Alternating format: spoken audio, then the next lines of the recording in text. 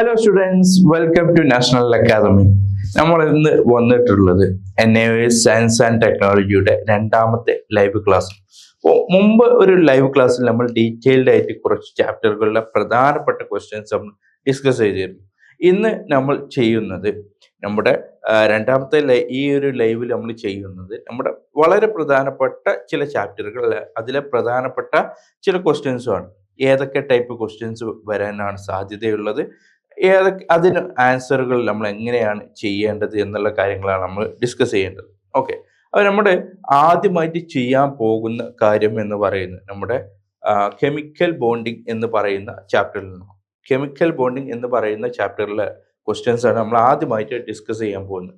അപ്പോൾ കെമിക്കൽ ബോണ്ടിങ്ങിനെ കുറിച്ചാണ്. അതായത് കെമിക്കൽ റിയാക്ഷനിൽ പങ്കെടുക്കുന്ന നമ്മുടെ ഓരോ എലമെന്റുകളും അല്ലെങ്കിൽ കോമ്പൗണ്ടുകൾ, ആ കോമ്പൗണ്ടുകൾ ഏതൊക്കെ ടൈപ്പിലാണുള്ളത്, അവക്കിടയിലുള്ള ബോണ്ടിങ് എങ്ങനെയാണ്, ഈ ബോണ്ടിങ്ങിന്റെ അടിസ്ഥാനത്തിൽ അവയെ എങ്ങനെയാണ് ക്ലാസിഫൈ ചെയ്യുന്നത് എന്നൊക്കെ തരത്തിലുള്ള ക്വസ്റ്റ്യൻസ് ആണ് നമ്മൾ ആദ്യമായിട്ട് ഡിസ്കസ് ചെയ്യാൻ പോകുന്നത്. അപ്പോൾ നമ്മൾ നേരെ പോകുന്നത് കെമിക്കൽ ബോണ്ടിങ് എന്ന ചാപ്റ്ററിലെ ഫസ്റ്റ് ക്വസ്റ്റ്യൻ എങ്ങനെയായിരിക്കും സാധാരണഗതിയിൽ ചോദിക്കാൻ സാധ്യതയുള്ള ചില ക്വസ്റ്റ്യൻസ്, അതാണ് നമ്മൾ ഡിസ്കസ് ചെയ്യാൻ പോകുന്നത്. അപ്പോൾ ഇവിടെ നമ്മളോട് ചോദിച്ചിട്ടുള്ളത് why noble gases are non reactive എന്നുള്ളതാണ്. അപ്പോൾ ശ്രദ്ധിക്കേണ്ടത് എന്താണ് നോബൽ ഗ്യാസ് എന്നുള്ളതിനെ കുറിച്ചൊരു ധാരണ നമുക്ക് ഉണ്ടായിരിക്കണം എന്നുള്ളതാണ്. നോബൽ ഗ്യാസ് എന്ന് പറയുന്നത് യഥാർത്ഥത്തിൽ നമ്മുടെ ഹീലിയം മുതലുള്ള ഗ്രൂപ്പുകൾ, 18ാം ഗ്രൂപ്പ് എലമെന്റ്സുകളാണ്. ആ 18ാം ഗ്രൂപ്പ് അഥവാ നോബൽ ഗ്യാസസ് എന്ന് പറയുന്നതിനെ നമ്മൾ എന്തുകൊണ്ടാണ് നോൺ റിയാക്റ്റീവ് എന്ന് വിളിക്കുന്നത് എന്നുള്ള ചോദിക്കാറുണ്ട്. അപ്പൊ നോൺ റിയാക്റ്റീവ് എന്ന് പറഞ്ഞാൽ ഈ പറയുന്ന ഗ്യാസുകൾ, നമ്മുടെ നോബൽ ഗ്യാസുകൾ, ഈ 18ാം ഗ്രൂപ്പിലുള്ളത്, അവ മറ്റുള്ളവയുമായി കെമിക്കൽ റിയാക്ഷനിൽ ഉൾപ്പെടുന്നില്ല അല്ലെങ്കിൽ കെമിക്കൽ റിയാക്ഷനിൽ പങ്കെടുക്കുന്നില്ല എന്നുള്ളതാണ് നോൺ റിയാക്റ്റീവ് എന്നതുകൊണ്ട് ഉദ്ദേശിക്കുന്നത്. അപ്പൊ എന്തുകൊണ്ട് അത് സംഭവിക്കുന്നു എന്നുള്ളതാണ് നമ്മുടെ ചോദ്യം. അപ്പൊ എന്തുകൊണ്ട് അത് സംഭവിക്കുന്നു എന്ന് ചോദിക്കണമെങ്കിൽ ഈ പറയുന്ന കെമിക്കൽ റിയാക്ഷൻ പങ്കെടുക്കണമെങ്കിൽ എന്തൊക്കെയാണ് കണ്ടീഷൻ, അല്ലെങ്കിൽ എന്തുകൊണ്ടാണ് അവ കെമിക്കൽ റിയാക്ഷനിൽ ഈ ആറ്റംസ് ഒക്കെ പങ്കെടുക്കുന്നത് എന്നുള്ളതാണ് നമ്മൾ ആദ്യമായിട്ട് മനസ്സിലാക്കേണ്ടത്. Okay, the atoms of noble gases already have complete outer shell, so they have no tendency to lose, gain or share electrons. ഇവിടെ ശ്രദ്ധിക്കേണ്ടത് ഓരോ എലമെന്റുകളുടെയും ഇലക്ട്രോണിക് കോൺഫിഗറേഷൻ എഴുതുകയാണെങ്കിൽ ഔട്ടർ ഷെല്ലിൽ 8 ഇലക്ട്രോൺ ഉണ്ടെങ്കിൽ, അതായത് ഒബ്ജക്റ്റ് കംപ്ലീറ്റ് ചെയ്യുക എന്ന് നമ്മൾ പറയും.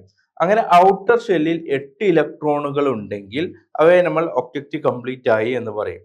ഇനി ഔട്ടർ ഷെല്ലിൽ 8 ഇലക്ട്രോൺ ഇല്ല എന്നുണ്ടെങ്കിൽ, അതായത് വാലൻസ് അല്ലെങ്കിൽ ഈ പറയുന്ന ഔട്ടർ ഷെല്ല് ഫില്ല് ആയിട്ടില്ല എങ്കിൽ അവക്ക് എന്ത് ആയിരിക്കും, ആ ആറ്റംസ് അൺസ്റ്റേബിൾ ആയിരിക്കും, മീൻസ് സ്റ്റെബിലിറ്റി കൈവരിച്ചിട്ടില്ല എന്നാണ് പറയുക. അപ്പൊ ഇവ സ്റ്റെബിലിറ്റി കൈവരിക്കാൻ വേണ്ടി മറ്റു എലമെന്റുകളിൽ നിന്നും ആറ്റംസ് ഒന്നുകിൽ ആറ്റംസ് നേടുകയോ അല്ലെങ്കിൽ ഇവിടെ നിന്ന് അങ്ങോട്ട് വിട്ടുകൊടുക്കുകയോ അല്ലെങ്കിൽ ഷെയർ ചെയ്യുകയോ ചെയ്യും. ഇങ്ങനെ വ്യത്യസ്തമായ രീതികളിലൂടെയാണ് ഇവ കെമിക്കൽ റിയാക്ഷനിൽ പങ്കെടുക്കുന്നത്. അപ്പോൾ ഈ പറയുന്ന നോബൽ ഗ്യാസുകളുടെ പ്രത്യേകത എന്താണ്? ദേ ഫിൽഡ് ദർ ഔട്ടർമോസ്റ്റ് ഷെൽ എന്നാണ് പറയുന്നത്. അതായത് അവയുടെ ഔട്ടർമോസ്റ്റ് ഷെൽ എപ്പോഴും ഫില്ലായിരിക്കും. അങ്ങനെ ഫില്ലായിരിക്കുന്ന സ്റ്റേബിൾ ആയിരിക്കുന്ന ഒരു ആറ്റത്തിന് എന്തിന്റെ ടെൻഡൻസി ഇല്ല, ഇവ ആറ്റം വിട്ടുകൊടുക്കാനോ സ്വീകരിക്കാനുള്ള ഒരു ടെൻഡൻസി ഇല്ല. കാരണം ഓൾറെഡി ഔട്ടർമോസ്റ്റ് ഷെൽ ഫില്ലാണ്. അതുകൊണ്ട് തന്നെ അവർക്ക് എന്തില്ല, നമ്മുടെ ഈ പറയുന്ന കെമിക്കൽ റിയാക്ഷനിൽ പങ്കെടുക്കേണ്ട ഒരു ടെൻഡൻസി ഇല്ലാത്തത് കൊണ്ട് ഇറ്റ് ഈസ് നോൺ റിയാക്റ്റീവ് എന്നാണ് പറയുന്നത്. Okay, this is why the noble gases are inert and do not take part in chemical reactions. കാരണം ഓൾറെഡി ഫിൽഡ് ആണ്, ഔട്ടർമോസ്റ്റ് ഷെൽ ഓൾറെഡി ഫിൽഡ് ആണ്, കംപ്ലീറ്റ് ആണ്. അതുകൊണ്ട് തന്നെ അവർക്ക് എന്തില്ല, ഒരു ഇലക്ട്രോണിന്റെ ആവശ്യമില്ല, വിട്ടുകൊടുക്കേണ്ട ആവശ്യമില്ല, സ്വീകരിക്കേണ്ടയും ആവശ്യമില്ല എന്നുള്ളതാണ് നമ്മൾ നോക്കേണ്ടത്. ഓക്കെ, അടുത്തതായിട്ട് നമ്മൾ നോക്കൂ, write the properties of ionic compound എന്നാണ്. അയോണിക് കോമ്പൗണ്ട്, അപ്പൊ നമ്മൾ പഠിച്ച ഈ പറയുന്ന കോമ്പൗണ്ട് ബോണ്ടിങ്ങിന്റെ അടിസ്ഥാനത്തിൽ നമ്മൾ എന്ത് ചെയ്തു, അയണിക് കോമ്പൗണ്ട് എന്നും കോവാലന്റ് ബോണ്ടിങ് അല്ലെങ്കിൽ കോവാലന്റ് കോമ്പൗണ്ട് എന്നും ഈ കോമ്പൗണ്ടുകളെ തരംതിരിച്ചിട്ടുണ്ട്. അപ്പോൾ ഈ പറയുന്ന അയോണിക് കോമ്പൗണ്ട്, അതായത് അയോണിക് ബോണ്ട് വഴി ഉണ്ടായിട്ടുള്ളതാണ് അയോണിക് കോമ്പൗണ്ട് എന്ന് പറയുന്നത്. അങ്ങനെയുള്ള അയോണിക് കോമ്പൗണ്ടുകളുടെ പ്രത്യേകതകൾ എന്തായിരിക്കും എന്നുള്ളതാണ് നമ്മൾ ആദ്യം ചോദിക്കുന്നത്. അതായത് അയോണിക് കോമ്പൗണ്ടുകളുടെ പ്രത്യേകത എന്തായിരിക്കും എന്നുള്ളതാണ്. അപ്പൊ നോക്കൂ, നമുക്കിവിടെ ചില പ്രത്യേകത തന്നു. They are crystalline solid and are brittle in nature എന്നുള്ളത്. അതായത് ക്രിസ്റ്റലൈൻ സോളിഡ് ആയിരിക്കും അയോണിക് കോമ്പൗണ്ടുകൾ എന്ന് പറയുന്നത്. ഓക്കെ, അപ്പൊ ശ്രദ്ധിക്കേണ്ടത് ഒരു ക്രിസ്റ്റലൈൻ കോമ്പൗണ്ട് അല്ലെങ്കിൽ ക്രിസ്റ്റലൈൻ സോളിഡ് എന്ന് പറയുന്ന ഒരു പ്രോപ്പർട്ടി തന്നാൽ അത് കോവാലന്റ് ആണോ അയോണിക് ആണോ എന്ന്, അല്ലെങ്കിൽ അയോണിക് കോമ്പൗണ്ടിൻ്റെതാണോ കോവാലന്റ് കോമ്പൗണ്ടിൻ്റെതാണോ എന്ന് തിരിച്ചറിയണമെങ്കിൽ ഇത് കൃത്യമായിട്ട് നമ്മൾ പഠിക്കണം. അപ്പോൾ അയോണിക് കോമ്പൗണ്ടിന്റെ ഒരു പ്രത്യേകതയാണ് അവ ക്രിസ്റ്റലൈൻ സോളിഡ് ആയിരിക്കും എന്നുള്ളതും അത് അവയുടെ നേച്ചർ എന്തായിരിക്കും, ബ്രിട്ടിൽ ആയിരിക്കും എന്നുള്ളത്. ഓക്കെ, ബ്രിട്ടിൽ ആയിരിക്കും. രണ്ടാമതാണ് they have high melting and boiling point. അതായത് MP ആൻഡ് BP എന്നാണ് നമ്മൾ ഇതിന്റെ ഷോർട്ടാക്കി പറയുക അല്ലേ. അതായത് ഹൈ മെൽറ്റിംഗ് പോയിന്റും ഹൈ ബോയിലിംഗ് പോയിന്റും. ബോയിലും പോയിന്റും മെൽറ്റിംഗ് പോയിന്റും വളരെ ഹൈ ആയിരിക്കും ആർക്ക്, അയോണിക് കോമ്പൗണ്ടുകൾക്ക്. അപ്പൊ ഇവിടെ എപ്പോഴും ശ്രദ്ധിക്കേണ്ടത് ഒരു റെഫറൻസ് വെച്ചിട്ടാണ് ഇത് നമ്മൾ പറയുക, ഹൈ അല്ലെങ്കിൽ ലോ എന്നുള്ളത്. അപ്പൊ നമ്മൾ ശ്രദ്ധിക്കേണ്ടത് ഈ പറയുന്ന അയോണിക് കോമ്പൗണ്ടുകൾക്ക് മറ്റുള്ളവയെ അപേക്ഷിച്ച്, അതായത് കോവാലന്റ് കോമ്പൗണ്ടുകളെ അപേക്ഷിച്ച് ഹൈ മെൽറ്റിംഗ് പോയിന്റും ഹൈ ബോയിലിംഗ് പോയിന്റും ആയിരിക്കും എന്നുള്ളത്. അപ്പൊ അടുത്ത് നോക്കാം, they are soluble in water. അതായത് അയോണിക് കോമ്പൗണ്ട് വാട്ടറിൽ നമ്മൾ മിക്സ് ചെയ്യുകയാണെങ്കിൽ they are soluble in water. Ionic compound വാട്ടറിൽ എന്തായിരിക്കും, സോലുബിൾ ആയിരിക്കും എന്നുള്ളത്. അടുത്ത നോക്കൂ, they conduct electricity in their solution and molten state. അതായത് സൊല്യൂഷനിലും മോൾട്ടൺ സ്റ്റേറ്റ് എന്ന് പറഞ്ഞാൽ ഉരുകിയ അവസ്ഥയിൽ, അപ്പോൾ സൊല്യൂഷൻ ആയിരിക്കുന്ന അവസ്ഥയിലും മോൾട്ടൺ സ്റ്റേറ്റിലും എന്ത് കടത്തിവിടും, ഇലക്ട്രിസിറ്റിയെ കണ്ടക്ട് ചെയ്യും എന്നുള്ളതാണ്. അപ്പൊ അയോണിക് കോമ്പൗണ്ട് ഇലക്ട്രിസിറ്റിയെ കണ്ടക്ട് ചെയ്യുമോ ഇല്ലയോ എന്ന് ചോദിച്ചാൽ നോർമൽ സ്റ്റേറ്റിൽ കണ്ടക്ട് ചെയ്യില്ല, പക്ഷെ സൊല്യൂഷൻ സ്റ്റേറ്റിലോ അല്ലെങ്കിൽ നമ്മുടെ മോൾട്ടൺ സ്റ്റേറ്റിലോ ആണെങ്കിൽ അവ അതിനെ കണ്ടക്ട് ചെയ്യും എന്നുള്ളതാണ് നമ്മൾ പ്രത്യേകം ഓർത്ത് വെക്കേണ്ടത്. ഇനി നോക്കൂ, അടുത്തൊരു ക്വസ്റ്റ്യൻ ആണ്, name the 2 types of ions present in NaCl. അപ്പൊ ഇവിടെ NaCl എന്ന് പറയുന്ന ഒരു കോമ്പൗണ്ട്, അതിലുള്ള അയോണുകൾ ഏതൊക്കെ എന്നുള്ളതാണ് നോക്കേണ്ടത്. അപ്പൊ ഇവിടെ സിമ്പിൾ ആയിട്ട് നമുക്ക് പറയാവുന്ന ഒരു കാര്യമാണ് ഇതിന്റെ ആൻസർ, NaCl, സോഡിയം ക്ലോറൈഡ് എന്ന് പറയുന്നത് അല്ലെ. ഈ സോഡിയം ക്ലോറൈഡിൽ ഉണ്ടായിട്ടുള്ള അയോണുകൾ നമുക്ക് പെട്ടെന്ന് കിട്ടും. എന്നിരുന്നാലും അവിടെ ശ്രദ്ധിക്കേണ്ട, അല്ലെങ്കിൽ ഇത് എങ്ങനെ സംഭവിച്ചു എന്നുള്ള, അല്ലെങ്കിൽ ഇതുമായി ബന്ധപ്പെട്ട ചില ക്വസ്റ്റ്യൻസ് കൂടി വരാൻ സാധ്യതയുള്ളത് കൊണ്ട് നമ്മൾ ചില കാര്യങ്ങൾ കൂടി പഠിക്കണം എന്നുള്ളതാണ് നമ്മൾ നോക്കേണ്ടത്. ഒന്നാമത്തെ എന്താണ്, the 2 types of ion present in the NaCl solution. അതായത് സോഡിയം ക്ലോറൈഡ് സൊല്യൂഷനിലുള്ള അയോണുകൾ, 2 ടൈപ്പ് അയോണുകൾ ഏതൊക്കെയെന്ന് ചോദിച്ചാൽ, ഒന്ന് Na+ ആണ്, അതായത് സോഡിയം അയോൺസ് ആണ്. മറ്റൊന്നുള്ളത് ക്ലോറൈഡ് അയോൺസ്, Cl-. ഇവിടെ ശ്രദ്ധിക്കേണ്ടത് NaCl എന്ന് പറയുന്നത് ശരിക്ക് Na+ഉം Cl- കൂടി കൂടിച്ചേർന്നിട്ടുള്ള, അത് രണ്ടും കൂടിച്ചേർന്നാലാണ് NaCl എന്ന് പറയുന്ന ഒരു കോമ്പൗണ്ട് ഉണ്ട്. അപ്പൊ NaCl എന്നുള്ള കോമ്പൗണ്ടിലെ അയോണുകൾ ഏതൊക്കെ എന്ന് ചോദിച്ചാൽ Na+ഉം Cl- ആണ്. ഓക്കെ, അങ്ങനെയാണെങ്കിൽ അടുത്ത നോക്കൂ, when sodium chloride dissolves in water. അതായത് സോഡിയം ക്ലോറൈഡ് എന്ന് പറയുന്ന കോമ്പൗണ്ട് വാട്ടറിൽ ഡിസോൾവ് ചെയ്യുകയാണെങ്കിൽ the sodium atoms lose an electron to become positively charged sodium ion. അതായത് ഈ പറയുന്ന NaCl നമ്മൾ എന്ത് ചെയ്യുന്നു, വാട്ടറിൽ സോലുബിൾ ആക്കുന്നു.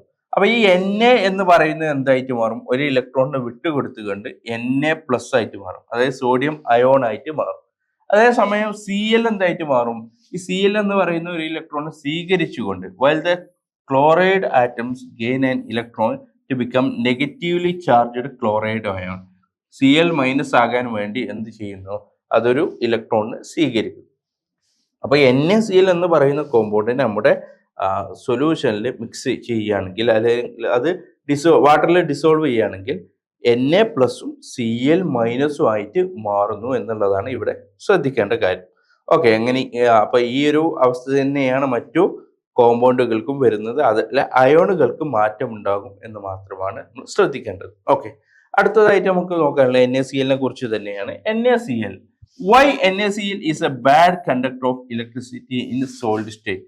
അത് നമ്മൾ നേരത്തെ പറഞ്ഞു, മോൾട്ടൺ സ്റ്റേറ്റിലും അതുപോലെ തന്നെ സൊല്യൂഷൻ സ്റ്റേറ്റിലും ഇലക്ട്രിസിറ്റി കണ്ടക്ട് ചെയ്യുന്നു അയോണിക് കോമ്പൗണ്ട് എന്ന് പറഞ്ഞു. ഇവിടെ പറഞ്ഞിട്ടുള്ളത് എന്തുകൊണ്ടാണ് NaCl അതായത് സോഡിയം ക്ലോറൈഡ് അതിൻ്റെ സോൾഡ് സ്റ്റേറ്റിൽ ഇലക്ട്രിസിറ്റിയെ കടത്തിവിടാത്തത്, അല്ലെങ്കിൽ it is a bad conductor of electricity. എന്തുകൊണ്ട് ഇലക്ട്രിസിറ്റിയെ കടത്തിവിടുന്നില്ല എന്നുള്ള ചോദ്യമാണ്. അപ്പോൾ ഇതിന് 2-3 പോയിന്റ് രൂപത്തിലാണ് നമ്മൾ മറുപടി പറയേണ്ടത്. ഒന്നാമത് സോഡിയം ക്ലോറൈഡ്, അതായത് സോളിഡ് ആയിട്ടുള്ള സോഡിയം ക്ലോറൈഡ്, അതായത് NaCl is a bad conductor of electricity because the ions in it are held in place by strong electrostatic force and cannot move. അതായത് ഒരു കോമ്പൗണ്ടിൽ ഇലക്ട്രിസിറ്റി മൂവ് ചെയ്യുക അല്ലെങ്കിൽ ഇലക്ട്രിസിറ്റിയെ കണ്ടക്ട് ചെയ്യുക എന്ന് പറഞ്ഞാൽ അവയിൽ ഫ്രീ ഇലക്ട്രോൺസ് ഉണ്ടായിരിക്കണം എന്നുള്ളതാണ്. ഫ്രീ ഇലക്ട്രോൺസ് ഉണ്ടെങ്കിൽ മാത്രമേ, അതായത് മൂവ് ചെയ്യാൻ കഴിയുന്ന ഫ്രീ ഇലക്ട്രോൺസ് ഉണ്ടെങ്കിൽ മാത്രമേ ഇലക്ട്രിസിറ്റിയെ കണ്ടക്ട് ചെയ്യാൻ പറ്റുള്ളൂ. അപ്പൊ NaCl കണ്ടക്ട് ചെയ്യുന്നില്ല എന്നതിനർത്ഥം അതിൽ എന്ത് ചെയ്യുന്നില്ല, അതിലെ ഇലക്ട്രോണുകൾക്ക് മൂവ് ചെയ്യാൻ കഴിയുന്നില്ല. കാരണം അതിൽ ഒന്നാമത്തത് they are held in place by strong electrostatic force. ഈ പറയുന്ന ഇതിൽ ഓരോന്നും സ്ട്രോങ് ഇലക്ട്രോസ്റ്റാറ്റിക് ഫോഴ്സ് വഴി കൂടിച്ചേർന്നാണ് അങ്ങനെയാണ് നിൽക്കുന്നത്. അപ്പൊ ഇവർക്ക് എന്ത് ഇല്ല, നമുക്കൊരു ഫ്രീ ഇലക്ട്രോൺസ് ഇല്ല എന്ന് വേണമെങ്കിൽ പറയാം. In sold NaCl the ions are bound in a rigid structure and cannot move. ആ അയോൺസുകൾക്ക് എന്ത് ചെയ്യാൻ കഴിയില്ല, മൂവ് ചെയ്യാൻ കഴിയില്ല. Free ions are able to move and conduct electricity. അതായത് ഫ്രീ അയോൺസ് ഉണ്ടെങ്കിൽ, ഫ്രീ ഇലക്ട്രോൺസ് ഉണ്ടെങ്കിൽ മാത്രമേ നമുക്ക് എന്ത് ചെയ്യാൻ പറ്റുള്ളൂ, ഇലക്ട്രിസിറ്റിയെ കണ്ടക്ട് ചെയ്യാൻ സാധിക്കുകയുള്ളൂ. അതുകൊണ്ട് തന്നെ ഇതിൽ ആ പറയുന്ന ഇലക്ട്രോൺസ്, ഫ്രീ അയോൺസ് ഇല്ലാത്തത് കൊണ്ട് ഇലക്ട്രിസിറ്റി കണ്ടക്ട് ചെയ്യുന്നില്ല. When NaCl is dissolved in water, the ions are able to move and conduct electricity. നേരത്തെ നമ്മൾ പറഞ്ഞതാണ്, സോൾഡ് സ്റ്റേറ്റിൽ ഫ്രീ അയോൺസ് ഇല്ലാത്തത് കൊണ്ട് ഇലക്ട്രിസിറ്റി കണ്ടക്ട് ചെയ്യാൻ സാധിക്കുന്നില്ല. പക്ഷെ നമുക്കൊരു സോൾഡ് സ്റ്റേറ്റിലല്ല, സൊല്യൂഷനിലാണ് എന്നുണ്ടെങ്കിൽ, ഇപ്പോൾ വാട്ടറിലൊക്കെ ഡിസോൾവ് ചെയ്യുകയാണ് എന്നുണ്ടെങ്കിൽ നമുക്ക് എന്ത് ചെയ്യാം, ഇതിനെ ഈ പറയുന്ന ഫ്രീ ഇലക്ട്രോൺസ് അവിടെ അല്ലെങ്കിൽ ഫ്രീ അയോൺസ് അവിടെ വരികയും ഇതിനെ ഇലക്ട്രിസിറ്റിയെ കണ്ടക്ട് ചെയ്യാൻ സാധിക്കുകയും ചെയ്യും. നേരത്തെ പറഞ്ഞ് മോൾട്ടൺ സ്റ്റേറ്റിലോ അല്ലെങ്കിൽ സൊല്യൂഷനിലോ നമുക്ക് ഇതിനെ ഇലക്ട്രിസിറ്റി കണ്ടക്ട് ചെയ്യാം, പക്ഷെ സോൾഡ് സ്റ്റേറ്റിൽ ഇലക്ട്രിസിറ്റി കണ്ടക്ട് ചെയ്യാറില്ല എന്നുള്ളതാണ്. അടുത്തൊരു ക്വസ്റ്റ്യനും കൂടി നോക്കാം. Differentiate between covalent bonding and ionic bonding. അപ്പോൾ നമ്മൾ നേരത്തെ പറഞ്ഞാണ് 2 ടൈപ്പ് ബോണ്ട് ഉണ്ട് എന്നുള്ളത്. അപ്പോൾ കോവാലന്റ് ബോണ്ടും അയോണിക് ബോണ്ടും തമ്മിലുള്ള വ്യത്യാസമാണ് നമ്മൾ ആദ്യമായിട്ട് നോക്കേണ്ടത്. ഒന്നാമത്തെ എന്താണ് difference between ionic and covalent bonds are how the electrons are used. നമ്മൾ നേരത്തെ പറഞ്ഞിരുന്നു, 2 കെമിക്കൽ റിയാക്ഷൻ ഉണ്ടാകുമ്പോൾ 2 ആറ്റംസ് കമ്പൈൻ ചെയ്യുമ്പോൾ പല രൂപത്തിലാണ് ഇവ ജോയിൻ ചെയ്യുന്നത്. അപ്പൊ എങ്ങനെയാണ് ഈ ഇലക്ട്രോൺസ് യൂസ് ചെയ്തിട്ടുള്ളത്, അതിന്റെ അടിസ്ഥാനത്തിലാണ് ഇതിനെ തരംതിരിച്ചിട്ടുള്ളത്. അപ്പൊ നോക്കൂ, in ionic bonding one atom donates electrons to the other. അതായത് ഒരു ആറ്റം, ഇപ്പൊ എ എന്ന് പറയുന്ന ആറ്റം ബി എന്ന് പറയുന്ന ആറ്റത്തിന് ഒരു ഇലക്ട്രോൺ എന്ത് ചെയ്യുന്നു, ഡൊണേറ്റ് ചെയ്യുന്നു.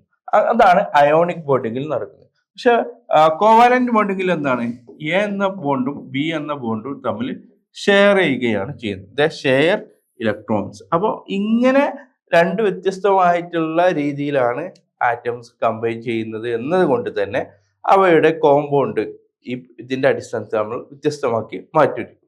അപ്പോൾ അയോണിക് ബോണ്ടിങ്ങിലാണെങ്കിൽ അവ ഒന്ന് മറ്റൊന്നിന് നൽകുന്നു, നമ്മുടെ കോവാലന്റ് ബോണ്ടിങ്ങിലാണെങ്കിൽ അവ പരസ്പരം ഷെയർ ചെയ്യുന്നു. ഇനി ഇതിൽ കൂടെ പഠിക്കേണ്ട കുറച്ച് കാര്യങ്ങൾ കൂടിയുണ്ട്, നമുക്ക് നോക്കാം ഏതൊക്കെയാണ് എന്നുള്ളത്. Ionic bonds typically form between metals and non-metals, where the metal loses electrons to become a positive ion and a non-metal gains electrons to become a negative ion.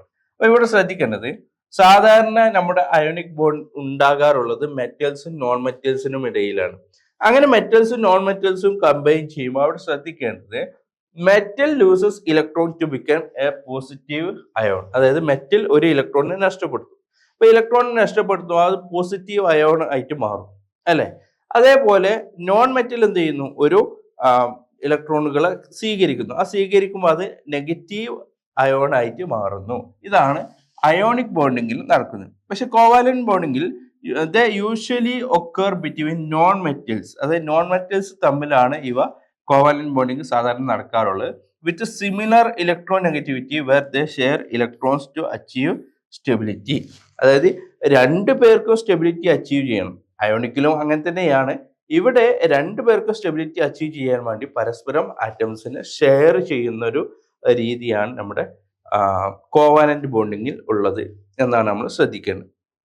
അപ്പൊ ഇത്രയാണ് നമുക്ക് ഈ ഒരു ചാപ്റ്ററിൽ നമുക്ക് ഡിസ്കസ് ചെയ്യാനുള്ളത്. പക്ഷെ നമുക്ക് അടുത്തൊരു ചാപ്റ്റർ കൂടി ഡിസ്കസ് ചെയ്യേണ്ടതുണ്ട്. അതായത് ആസിഡ് ബേസ് ആൻഡ് സാൾട്ട് എന്ന് പറയുന്ന ഈ ഒരു ചാപ്റ്റർ കൂടി നമുക്ക് ഡിസ്കസ് ചെയ്യണം. നമുക്ക് നോക്കാം എന്തൊക്കെയാണ് ഇവിടെ നമുക്ക് പറയുന്നത് എന്നുള്ള കാര്യമാണ് നമ്മൾ നോക്കേണ്ടത്. ഓക്കെ, നോക്കാം. ഫസ്റ്റത്തെ ക്വസ്റ്റ്യൻ എന്താണ്? What will happen if you add a drop of the following on a cut unripe apple? അതായത് നമ്മുടെ കട്ട് ചെയ്തിട്ടുള്ള ഒരു അൺറൈപ്പ് ആപ്പിൾ, അതായത് പഴുക്കാത്തൊരു ആപ്പിൾ, അതിലേക്കോ അല്ലെങ്കിൽ കർഡിലേക്കോ കോസ്റ്റിംഗ് സോഡ സൊല്യൂഷനിലേക്കോ സോപ്പ് സൊല്യൂഷൻ, ഈ 4 ഈ താഴെ പറയുന്നത് ആഡ് ചെയ്താൽ എന്തായിരിക്കും റിസൾട്ട് ഉണ്ടാവുക എന്നുള്ളത്. അതായത് ശ്രദ്ധിക്കേണ്ടത്, ചോദിച്ചത് ഇങ്ങനെയാണ്: ഒരു അൺറൈപ്പ് ആപ്പിളിലേക്ക്, കട്ട് ചെയ്തിട്ട് അൺറൈപ്പ് ആപ്പിളിലേക്ക് ഫിനോഫ്തലീൻ ഒഴിച്ചാൽ എന്തായിരിക്കും റിസൾട്ട് ഉണ്ടാകുക, ലിറ്റ്മസ് ആഡ് ചെയ്താൽ എന്തായിരിക്കും റിസൾട്ട് ഉണ്ടാകുക എന്നുള്ളതാണ്. ഇനി അതല്ലെങ്കിൽ കർഡിലേക്ക് ഫിനോഫ്തലീനോ ലിറ്റ്മസ് ആഡ് ചെയ്യുമ്പോൾ എന്ത് റിസൾട്ട് ഉണ്ടാവും, കോസ്റ്റിംഗ് സോഡയിൽ സൊല്യൂഷനിലേക്ക് ലിറ്റ്മസോ ഫിനോഫ്തലീനോ ആഡ് ചെയ്യുമ്പോൾ എന്ത് സംഭവിക്കുന്നു, സോപ്പ് സൊല്യൂഷനിലേക്ക് ആഡ് ചെയ്യുമ്പോൾ എന്ത് റിസൾട്ട് സംഭവിക്കുന്നു, ഇതാണ് ചോദിച്ചിട്ട്. അപ്പോൾ ഈ പറയുന്ന 4 നമ്മൾ ഫിനോഫ്തലീനും ആഡ് ചെയ്യണം, ലിറ്റ്മസും ആഡ് ചെയ്യണം. ഇവിടെയാണ് നമ്മൾ ശ്രദ്ധിക്കേണ്ട കേസ്. ഓക്കെ, അപ്പോൾ ഫിനോഫ്തലീൻ ആഡ് ചെയ്താൽ എന്ത് സംഭവിക്കുന്നു എന്നാണ് നമ്മൾ നോക്കേണ്ടത്. ഫിനോഫ്തലീൻ ആഡ് ചെയ്താൽ ഇവിടെ സംഭവിക്കുന്നത് കളർലെസ് ഓൺ അൺറൈപ്പ് ആപ്പിൾ, അതായത് ഫിനോഫ്തലീൻ ആപ്പിളിലേക്കും അതുപോലെ കോസ്റ്റിക് സോഡ അല്ലെങ്കിൽ സോപ്പിലേക്കൊക്കെ ആഡ് ചെയ്യുമ്പോൾ എന്ത് സംഭവിക്കുന്നു എന്ന് ചോദിച്ചാൽ, ആപ്പിളിലേക്ക് ആഡ് ചെയ്യുമ്പോൾ അത് കളർലെസ് ആണ്, അതായത് ഫിനോഫ്തലീൻ കളർ ഇല്ലാതെ ആകുന്നു. അതുപോലെ നമ്മുടെ കോസ്റ്റിക് സോഡയിലേക്കും സോപ്പ് സൊല്യൂഷനിലേക്കും, നമ്മൾ നേരത്തെ പറഞ്ഞിരുന്നു, കോസ്റ്റിക് സോഡയിലേക്കും സോപ്പ് സൊല്യൂഷനിലേക്കും നമുക്ക് എന്ത് ചെയ്യണം, ഇത് ആഡ് ചെയ്യണം എന്ന് പറഞ്ഞു. അപ്പോൾ കോസ്റ്റിക് സൊല്യൂഷനിലേക്കും സോപ്പ് സൊല്യൂഷനിലേക്കും ആഡ് ചെയ്യുമ്പോൾ അത് പിങ്ക് കളറായിട്ട് മാറുന്നു എന്നുള്ളത്. അപ്പോൾ അവിടെ ശ്രദ്ധിക്കേണ്ടത് എന്തുകൊണ്ട് ഫിനോഫ്തലീൻ ഈ പറയുന്ന കളറായി, പിങ്ക് കളറായി, എന്തുകൊണ്ട് അത് കളർലെസ് ആയി എന്നുള്ളതിന് ഉത്തരം കൂടി നമ്മൾ മനസ്സിലാക്കേണ്ടതുണ്ട്. ഇവിടെ നമ്മൾ ഇപ്പോൾ പറയുന്നത് എന്തുകൊണ്ട് എന്ത് കളറാണ് ഇവിടെ ചേഞ്ച് ചെയ്യുന്നത് എന്നുള്ളതാണ്. അപ്പോൾ ഫിനോഫ്തലീൻ ആഡ് ചെയ്തപ്പോൾ ഒന്നിൽ കളർലെസ് ആണ്, ബാക്കിയുള്ളതിൽ പിങ്ക് കാണിച്ചു. ഇനി അങ്ങനെയാണെങ്കിൽ ലിറ്റ്മസ് ആണ് നമ്മൾ ആഡ് ചെയ്യുന്നത് എങ്കിൽ, അതായത് ലിറ്റ്മസ് ആഡ് ചെയ്യുകയാണെങ്കിൽ ആപ്പിളിലേക്ക് നമ്മൾ ലിറ്റ്മസ് നോക്കുമ്പോൾ അത് റെഡ് ആയിട്ട് മാറും, റെഡ് ഓൺ അൺറൈപ്പ് ആപ്പിൾ, അതായത് റെഡ് ആയിട്ട് മാറും. ഇനി നമ്മുടെ തൈര് അല്ലെങ്കിൽ ശ്രദ്ധിക്കേണ്ടത് ആപ്പിളിലും കേർഡിലും റെഡ് ആണ്.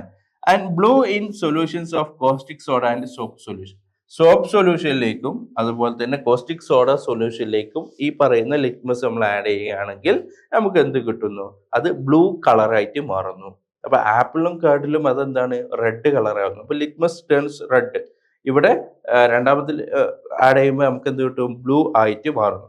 എന്തുകൊണ്ട് അത് സംഭവിക്കുന്നു? അപ്പൊ ഈ ഫിനോഫ്തലീനും അതുപോലെ ലിറ്റ്മസ് ഒക്കെ എന്താണ്, യഥാർത്ഥത്തിൽ ഒരു ഇൻഡിക്കേറ്റർ ആണ് എന്നുള്ളത് നമുക്കറിയാം. ഓക്കെ, ബേസ് അല്ലെങ്കിൽ ആസിഡ് എന്ന് മനസ്സിലാക്കാനുള്ള ഒരു ഇൻഡിക്കേറ്റർ ആണ് എന്നുള്ളത് നമുക്കറിയാം. അപ്പൊ എന്തുകൊണ്ട് ഇത് സംഭവിക്കുന്നു എന്ന് ചോദിച്ചാൽ, ദ ഇൻഡിക്കേറ്റർ ടേൺസ് പിങ്ക്, അതായത് നമ്മുടെ phenolphthalein okay in basic solution and remains colourless in acidic solution. അപ്പൊ ശ്രദ്ധിക്കേണ്ടത് ഈ ഫിനോഫ്തലീൻ എന്ന് പറയുന്നത് ബേസിക് സൊല്യൂഷനിലേക്ക് അത് ആഡ് ചെയ്യുമ്പോൾ അത് പിങ്ക് കളർ കാണിക്കുന്നു, പക്ഷെ അസിഡിക് സൊല്യൂഷനിൽ അത് കളർലെസ് ആകുന്നു. അപ്പൊ നമ്മൾ അൺറൈപ്പ് ആപ്പിളിൽ അത് കളർലെസ് ആയിരുന്നു. എന്തുകൊണ്ടാണ്? അത് അവിടെ ആസിഡ് ആണുള്ളത്, ആപ്പിളിൽ ആസിഡ് ആണുള്ളത്. അതുകൊണ്ട് തന്നെ ഫിനോഫ്തലീൻ ആഡ് ചെയ്തപ്പോൾ അത് കളർലെസ് ആയി. പക്ഷെ ബാക്കിയുള്ള കോസ്റ്റിക് സോഡ അല്ലെങ്കിൽ സോപ്പ് സൊല്യൂഷനിലേക്ക് ആഡ് ചെയ്തപ്പോൾ അത് എന്ത് കളറായി? പിങ്ക് കളറായി. കാരണം അത് നമ്മുടെ ബേസിക് സൊല്യൂഷൻ ആണ് എന്നുള്ളത് കൊണ്ടാണ്. Okay, it will stay colourless and on the caustic soda and soap it will turn pink എന്ന് പറയാം. അപ്പൊ ഈ കോസ്റ്റിക് സോഡയും അതുപോലെ സോപ്പ് സൊല്യൂഷനും ബേസിക് ആണ്, അതുകൊണ്ട് അത് പിങ്ക് ആവുന്നു. മറ്റുള്ള കേസിൽ അത് ആസിഡ് ആയതുകൊണ്ട് കളർലെസ് ആവും. ഇനി litmus turns red in acidic solution, അതായത് അസിഡിക് സൊല്യൂഷനിൽ ലിറ്റ്മസ് റെഡ് കളർ ആവുന്നു. And blue in basic solution, അപ്പൊ ബ്ലൂ എന്തായിട്ട് ബേസിക് സൊല്യൂഷനിൽ അത് ബ്ലൂ കളർ ആവുന്നു. Therefore, on the apple and curd, it will turn red. അതായത് കാരണം അത് രണ്ടും അസിഡിക് സൊല്യൂഷൻ ആയതുകൊണ്ട് കേർഡും അതുപോലെ ആപ്പിളും അസിഡിക് സൊല്യൂഷൻ ആയതുകൊണ്ട് അത് റെഡ് ആകുന്നു. പക്ഷെ കോസ്റ്റിക് സോഡയും നമ്മുടെ സോപ്പ് സൊല്യൂഷനും ബേസിക് ആയതുകൊണ്ട് അത് ബ്ലൂ ആയിട്ട് മാറുന്നു എന്നുള്ളത്. ബേസിക് സൊല്യൂഷനിൽ അത് ബ്ലൂ ആയിട്ട് മാറുന്നു, അസിഡിക് സൊല്യൂഷനിൽ അത് റെഡ് ആയിട്ട് മാറുന്നു എന്നുള്ളതാണ് നമ്മൾ പ്രത്യേകം ശ്രദ്ധിക്കേണ്ടത്. ഇനി അടുത്തതായിട്ട് നമുക്ക് നോക്കാനുള്ളത് ഒരു ആസിഡ് റിയാക്ഷനിൽ മറ്റുള്ളവരുമായിട്ട് റിയാക്ട് ചെയ്യുമ്പോൾ എന്താണ് സംഭവിക്കുന്നത്. അപ്പൊ നമ്മൾ ഈ ആസിഡിന്റെ റിയാക്ഷൻസ് നമ്മൾ പഠിച്ചിട്ടുണ്ട്, ഓരോന്നിലും എന്തൊക്കെ സംഭവിക്കുന്നു എന്നുള്ളത്. അതാണ് ഇവിടെ ചോദിച്ചിട്ടുള്ളത്. ഒന്നാമത് നോക്കൂ, an acidic react with a substance X. അപ്പൊ നമുക്ക് തന്നിട്ടില്ല ഏത് സൊല്യൂഷൻ ആണ് ഉള്ളത് എന്ന് നമുക്ക് നൽകിയിട്ടില്ല. ഓക്കെ, എക്സ് എന്ന് പറയുന്നത് ഏതോ ഒരു വസ്തുവാണ്. ആ വസ്തുവുമായിട്ട് ആസിഡ് റിയാക്ട് ചെയ്യുന്നു. അങ്ങനെ റിയാക്ട് ചെയ്യുമ്പോൾ with liberation of a gas, ഒരു ഗ്യാസ് ഉണ്ടാകുന്നു, which burns with a pop sound, ഒരു പോപ്പ് സൗണ്ടോട് കൂടി പൊട്ടുന്നു അല്ലെ, അത് ബേൺ ചെയ്യുന്നു. ആ പോപ്പ് സൗണ്ടോട് കൂടി ബേൺ ചെയ്യുമ്പോൾ എന്നത് എപ്പോഴാണ്? When A burning match stick is brought nearing. അതായത് നമ്മളൊരു ആസിഡ് എടുക്കുന്നു, നമ്മളൊരു ടെസ്റ്റ് ട്യൂബിൽ ആസിഡ് എടുക്കുന്നു, അതിലേക്ക് ഏതോ ഒരു എക്സ് എന്ന് പറയുന്ന ഒരു സബ്സ്റ്റൻസ് ആഡ് ചെയ്യുന്നു. ആഡ് ചെയ്യുമ്പോൾ ഒരു ഗ്യാസ് ഉണ്ടാവുന്നു. ആ ഗ്യാസിലേക്ക് നമ്മൾ ഒരു ബേണിംഗ് മാച്ച് സ്റ്റിക്ക്, തീപ്പെട്ടി കത്തിച്ച് അവിടെ വെക്കുകയാണ്, തീപ്പെട്ടിക്കൊള്ളി കത്തിച്ച് അതിനടുത്തൊക്കെ വെക്കുകയാണെങ്കിൽ ഒരു പോപ്പ് സൗണ്ടോട് കൂടി ബേൺ ചെയ്യുന്നു എങ്കിൽ അതിലേക്ക് ആഡ് ചെയ്തിട്ടുള്ള ആ എക്സ് എന്ന് പറയുന്ന വസ്തു ഏതാണ്, അല്ലെങ്കിൽ അതിന്റെ നേച്ചർ എന്താണ് എന്നുള്ളതാണ് ചോദിച്ചത്. അപ്പൊ ആസിഡ് ഏതുമായിട്ട് റിയാക്ട് ചെയ്യുമ്പോഴാണ് ഒരു ഗ്യാസ് ഉണ്ടാവുകയും മാച്ച് സ്റ്റിക്ക് കത്തിച്ച് വെക്കുമ്പോൾ പോപ്പ് സൗണ്ടോട് കൂടി ബേൺ ചെയ്യുന്നത് എന്ന് മനസ്സിലാക്കിയാൽ നമുക്ക് ഇതിന്റെ ആൻസർ കിട്ടും. അപ്പൊ ഇവിടെ നമ്മൾ ശ്രദ്ധിക്കേണ്ടത് എന്തുകൊണ്ട് ഇത് ഏത് റിയാക്ഷൻ ആണ് വരുന്നത് എന്നുള്ളതാണ്. അപ്പോൾ ഈ റിയാക്ഷൻ വരണമെങ്കിൽ അതെന്തായിരിക്കണം? അതൊരു മെറ്റൽ ആയിരിക്കണം എന്നുള്ളതാണ്. അതായത് അതിലേക്ക് പോപ്പ് സൗണ്ട് വരികയും ഗ്യാസ് വരികയും പോപ്പ് സൗണ്ടോട് കൂടി അത് കത്തുകയും ചെയ്യുകയാണെങ്കിൽ അത് എന്തായിരിക്കും? നിശ്ചയമായിരിക്കും ഒരു മെറ്റൽ ആയിരിക്കും. കാരണം എന്താണ്? Because metals react with acid. അതായത് മെറ്റൽ റിയാക്ട് വിത്ത് ആസിഡ് ചെയ്യുകയാണെങ്കിൽ എന്ത് സംഭവിക്കുന്നു? ഹൈഡ്രജൻ ഗ്യാസ് ഫോം ചെയ്യുന്നു. അപ്പൊ അവിടെ ഉണ്ടായിട്ടുള്ള ഗ്യാസ് എന്താണ്? Hydrogen gas. ഈ ഹൈഡ്രജൻ ഗ്യാസിന്റെ പ്രത്യേകത എന്താ? Which burns with pop sound and forms their respective salt. അതായത് അത് ബേൺ ചെയ്യുന്നു. കാരണം ഹൈഡ്രജൻ ഗ്യാസ് ആണ് അവിടെ ഉണ്ടായിട്ടുള്ളത്, പോപ്പ് സൗണ്ടോട് കൂടി ബേൺ ചെയ്യുന്നു എന്നുള്ളതാണ്. അതിനനുസരിച്ചുള്ള സാൾട്ട് ആയിട്ട് അത് മാറുകയും ചെയ്യും. അപ്പൊ ഇവിടെ ഇത്തരത്തിലുള്ള ചോദ്യങ്ങൾ ചോദിക്കാം. ആസിഡ് മെറ്റലുമായിട്ട് റിയാക്ട് ചെയ്യുമ്പോൾ എന്താണ് സംഭവിക്കുന്നത്? ആസിഡ് നോൺ മെറ്റലുമായിട്ട് റിയാക്ട് ചെയ്യുമ്പോൾ എന്ത് സംഭവിക്കുന്നു എന്നുള്ള തരത്തിലുള്ള ക്വസ്റ്റ്യൻസ് വരാം. അപ്പൊ അതിനനുസരിച്ച് നമ്മൾ പ്രിപ്പയർ ആയിരിക്കണം എന്നുള്ളതാണ്. ഇനി അടുത്തൊരു ക്വസ്റ്റ്യൻ നോക്കൂ, ഇതുപോലെയുള്ള മറ്റൊരു ക്വസ്റ്റ്യൻ ആണ്. an acid react with substance Z. Z എന്ന് പറയുന്ന സബ്സ്റ്റൻസ് നമുക്കറിയില്ല ഏതാണ് ആ വസ്തു എന്ന് പറയും. അതുമായിട്ട് ആര് റിയാക്ട് ചെയ്യുന്നു? ആസിഡ് റിയാക്ട് ചെയ്യുന്നു with the liberation of CO2 gas. CO2 gas ആണ് ലിബറേറ്റ് ചെയ്തിട്ട്. അപ്പൊ പുറത്തോട്ട് വന്നത് കാർബൺ ഡൈ ഓക്സൈഡ് ഗ്യാസ് ആണ്. Okay, what can be the nature of Z? അങ്ങനെയാണെങ്കിൽ ഏത് ആയിരിക്കും വസ്തു? ഒരു ആസിഡ് ഒരു വസ്തുമായിട്ട് റിയാക്ട് ചെയ്യുന്നു, പുറത്തോട്ട് CO2 ഗ്യാസ് വരുന്നു. അങ്ങനെയാണെങ്കിൽ വസ്തു ഏതാണ് എന്നുള്ളതാണ് ചോദിച്ചിട്ടുള്ളത്. ശ്രദ്ധിക്കേണ്ടത് ഏത് വസ്തുവുമായിട്ട് അല്ലെങ്കിൽ ഏത് ടൈപ്പിലുള്ള വസ്തുക്കളുമായിട്ട് ആസിഡ് റിയാക്ട് ചെയ്യുമ്പോഴാണ് നമ്മുടെ CO2 ഗ്യാസ് പുറത്തു വരുന്നത് എന്ന് മനസ്സിലാക്കിയാൽ നമുക്ക് ഇതിന്റെ ആൻസർ കിട്ടും. അപ്പൊ നോക്കുക എന്തായിരിക്കും answer. Since the reaction liberate CO2 gas, നമുക്കറിയാം ആ റിയാക്ഷൻ വന്നതോടുകൂടി അതിൽ നിന്ന് എന്ത് വന്നിട്ടുണ്ട്? CO2 ഗ്യാസ് വന്നിട്ടുണ്ട്. അങ്ങനെയാണെങ്കിൽ substance Z is likely a carbonate or bicarbonate. അതൊന്നുകിൽ കാർബണേറ്റ് ആകാം അല്ലെങ്കിൽ ബൈകാർബണേറ്റ് ആകാം. ഇത് തെളിയിക്കാൻ നമുക്ക് വീണ്ടും കൺഫർമേറ്ററി ടെസ്റ്റ് ഒക്കെ നടത്താം. പക്ഷെ ഇവിടെ നമ്മൾ മനസ്സിലാക്കേണ്ടത് CO2 ഗ്യാസ്, ആസിഡ് ഒരു വസ്തുവായിട്ട് റിയാക്ട് ചെയ്ത് നമുക്ക് CO2 ഗ്യാസ് നൽകണമെങ്കിൽ, കിട്ടണമെങ്കിൽ അതെന്തായിരിക്കണം? ആ വസ്തു ഒന്നുകിൽ കാർബണേറ്റോ അല്ലെങ്കിൽ ബൈകാർബണേറ്റോ ആയിരിക്കണം. These compounds release CO2 when they react with acid. അത് ഈ വസ്തുക്കൾ ആസിഡുമായിട്ട്, കാർബണേറ്റോ ബൈകാർബണേറ്റോ ആസിഡുമായിട്ട് റിയാക്ട് ചെയ്യുകയാണെങ്കിൽ എന്ത് വരുന്നു? CO2 ഗ്യാസ് ആണ് ഫോം ചെയ്യുന്നത് എന്നുള്ളതാണ്. അപ്പൊ ഇത് നമ്മൾ സാധാരണ വരുന്ന ചില ക്വസ്റ്റ്യൻസ് ആണ്. ഇനി വരുന്ന മറ്റൊരു ക്വസ്റ്റ്യൻ എന്ന് പറയുന്നത് പ്രോബ്ലം ചോദിക്കുന്ന. അപ്പൊ പ്രോബ്ലം ചോദിക്കുന്ന ക്വസ്റ്റ്യൻ ഇവിടെ നിന്ന് എങ്ങനെ വരും എന്ന് ചോദിച്ചാൽ അവിടെയാണ് നമ്മുടെ pH വരുന്നത്. അപ്പൊ pH നമ്മുടെ കാൽക്കുലേറ്റ് ചെയ്യാനായിട്ട് നമുക്ക് ചില ക്വസ്റ്റ്യൻസ് ഉണ്ടായിരിക്കാം. നമുക്ക് അത്തരത്തിലുള്ള ഒരു ക്വസ്റ്റ്യൻ നോക്കാം. നോക്കൂ, calculate the P H of A solution. അതായത് ഒരു സൊല്യൂഷന്റെ പി എച്ച് കാണാനാണ് പറഞ്ഞിട്ടുള്ളത്. ഓക്കെ, പക്ഷെ നമുക്ക് നൽകിയിട്ടുള്ളത് കോൺസെൻട്രേഷൻ ഓഫ് ഹൈഡ്രജൻ. ഹൈഡ്രജന്റെ കോൺസെൻട്രേഷൻ എത്രയാണ്? 1 × 10⁸ mol/L ആണ്. നമുക്ക് ആകെ നൽകിയിട്ടുള്ളത് ഹൈഡ്രജന്റെ കോൺസെൻട്രേഷൻ മാത്രമാണ്. ആ ഹൈഡ്രജന്റെ കോൺസെൻട്രേഷനിൽ നിന്ന് വേണം നമ്മൾ എന്ത് ചെയ്യാൻ? നമ്മുടെ ഈ പറയുന്ന സൊല്യൂഷൻ നമ്മൾ കണ്ടെത്താൻ. അപ്പൊ ഇതെങ്ങനെ ചെയ്യും എന്ന് നമുക്ക് നോക്കിയാലോ. നോക്കൂ, അവിടെ ആകെ സിമ്പിൾ ആയിട്ട് മനസ്സിലാക്കേണ്ടത് നമുക്ക് എന്തായിരിക്കും ഇക്വേഷൻ എന്ന്. ഹൈഡ്രജന്റെ കോൺസെൻട്രേഷൻ തന്നാൽ നമ്മുടെ പി എച്ച് കാണാനുള്ള ഒരു ഇക്വേഷൻ നമ്മൾ മുമ്പ് പഠിച്ചിട്ടുണ്ട്. P H = -log concentration of H+. അതായത് H+ എന്ന് പറഞ്ഞാൽ ഹൈഡ്രജന്റെ കോൺസെൻട്രേഷൻ. ഓക്കെ, അതാണ് ഇവിടെ നൽകിയിട്ടുള്ളത്. അപ്പൊ P H -log concentration of H+ എന്നാണ് ഹൈഡ്രജന്റെ കോൺസെൻട്രേഷൻ. അപ്പൊ ഇവിടെ നമുക്ക് ആകെ നൽകിയിട്ടുള്ളത് ഈ പറയുന്ന H+ ആണ്. അത് എത്രയാണ്? കോൺസെൻട്രേഷൻ ഓഫ് H എത്രയാണ്? 1 × 10⁻⁸ എന്നാണ്. എന്ന് വെച്ചാൽ 10⁻⁸ എന്ന് വേണമെങ്കിൽ നമുക്ക് എഴുതാം. അങ്ങനെയാണെങ്കിൽ നമുക്ക് എങ്ങനെ എഴുതാം? ഇവിടെ -log ഈ H+ന്റെ സ്ഥാനത്ത് നമുക്ക് എന്ത് എഴുതാം? ഇവിടെ 1 × 10⁸ ആണ്. 1 × 10⁸ എന്ന് പറഞ്ഞാൽ 10⁻8 ആണ്. 10⁻⁸ ഇതാണ് നമുക്ക് നൽകിയിട്ടുള്ളത്, അല്ലെ? അങ്ങനെയാണെങ്കിൽ ഇവിടെ ശ്രദ്ധിക്കേണ്ടത് log 10⁻⁸ എന്നായിട്ട് മാറി. ഓക്കെ, അങ്ങനെയാണെങ്കിൽ log 10⁻⁸ എന്ന് പറയുമ്പോൾ നമുക്കത് എന്തായിട്ട് മാറും? ഈ മൈനസ് ഓൾറെഡി ഇവിടെ ഉണ്ട്. പിന്നെ എന്തായിട്ട് മാറും? ഈ -8 ഇവിടെ ഉണ്ടല്ലോ, അത് നമുക്ക് ഇങ്ങോട്ട് എഴുതാം. -8 × log 10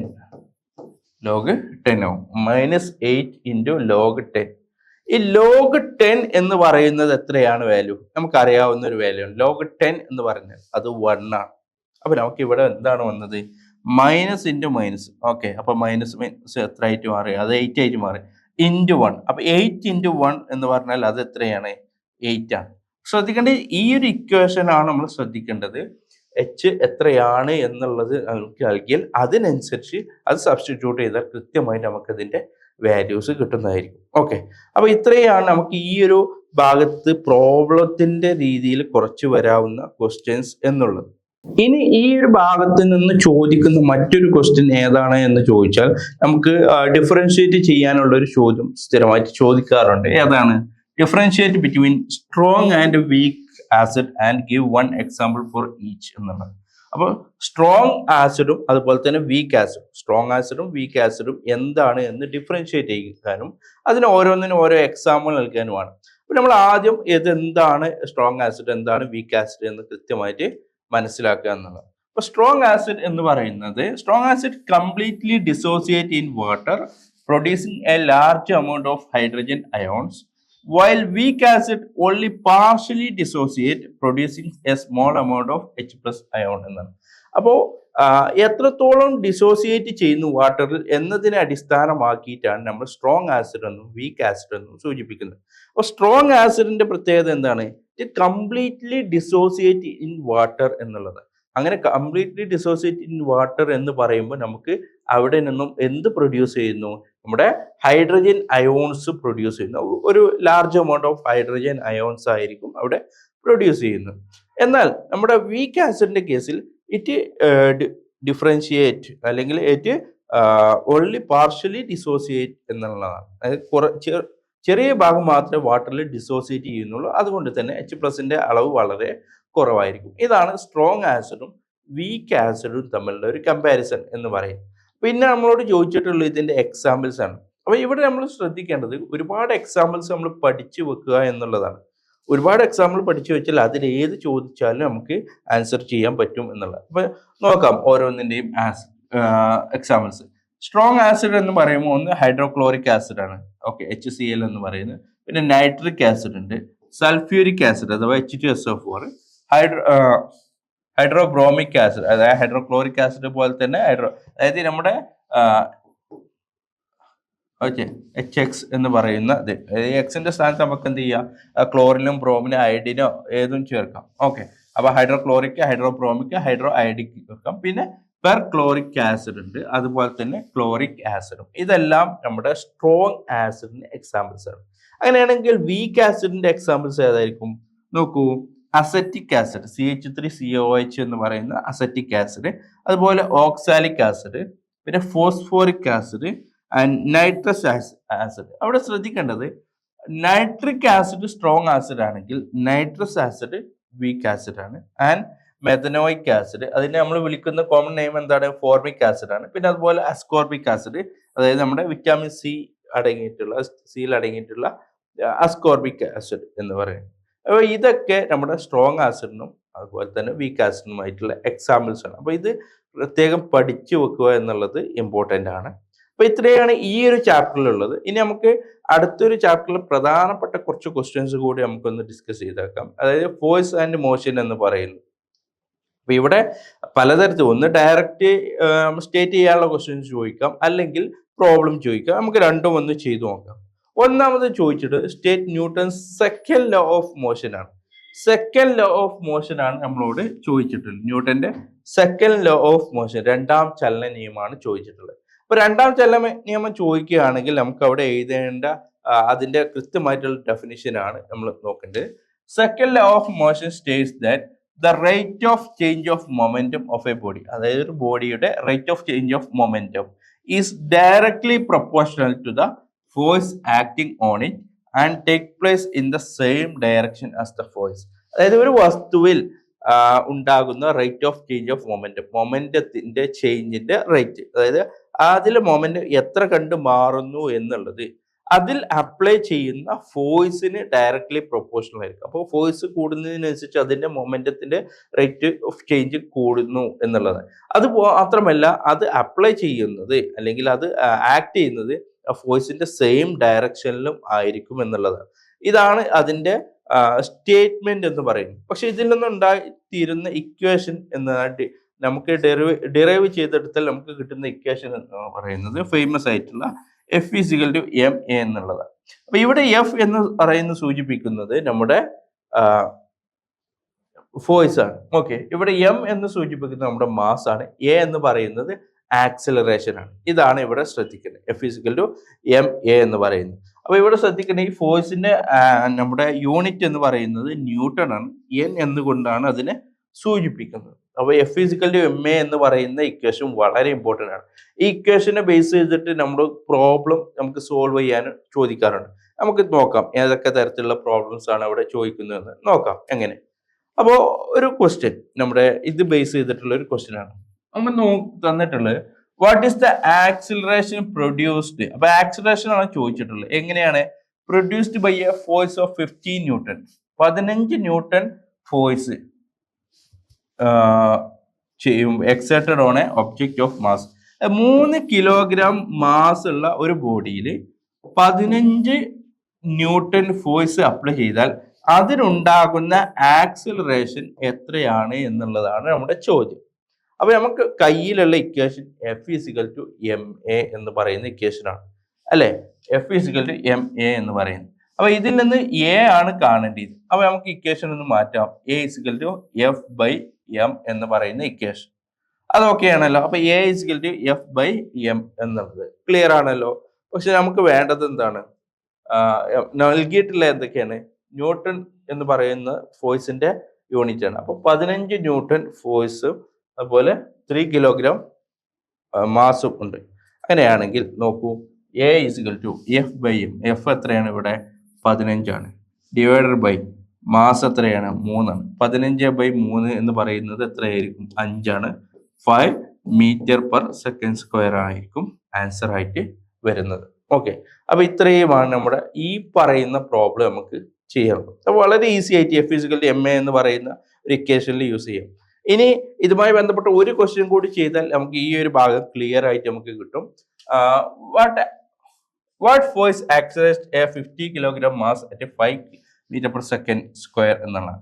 അത് ഇവിടെ ചോദിച്ചിട്ടുള്ളത് ഫോഴ്സ് എത്രയാണ് എന്നുള്ളത്. അതായത് F = ma എന്നുള്ളതാണ് ഇക്വേഷൻ. അത് നമുക്ക് അറിയാവുന്ന ഒരു കാര്യമാണ്. ഓക്കെ, പക്ഷെ നമുക്ക് നൽകിയിട്ടുള്ളത് ഏതൊക്കെയാണ് എന്നാണ് നോക്കേണ്ടത്. നമുക്ക് ഇവിടെ ഫോഴ്സ് നൽകിയിട്ടുണ്ട്. എത്രയാണ്? ഫോഴ്സ് കാണേണ്ടതുണ്ട്. മാസ് 50 കിലോഗ്രാം ആണ് തന്നിട്ടുണ്ട്. Acceleration 5 metre per second square ആണ് എന്ന് തന്നിട്ടുണ്ട്. എഫ് ഫിസിക്കൽ ടു എം ആണല്ലോ, കൃത്യമായിട്ട് അപ്ലൈ ചെയ്താൽ എത്ര കിട്ടും?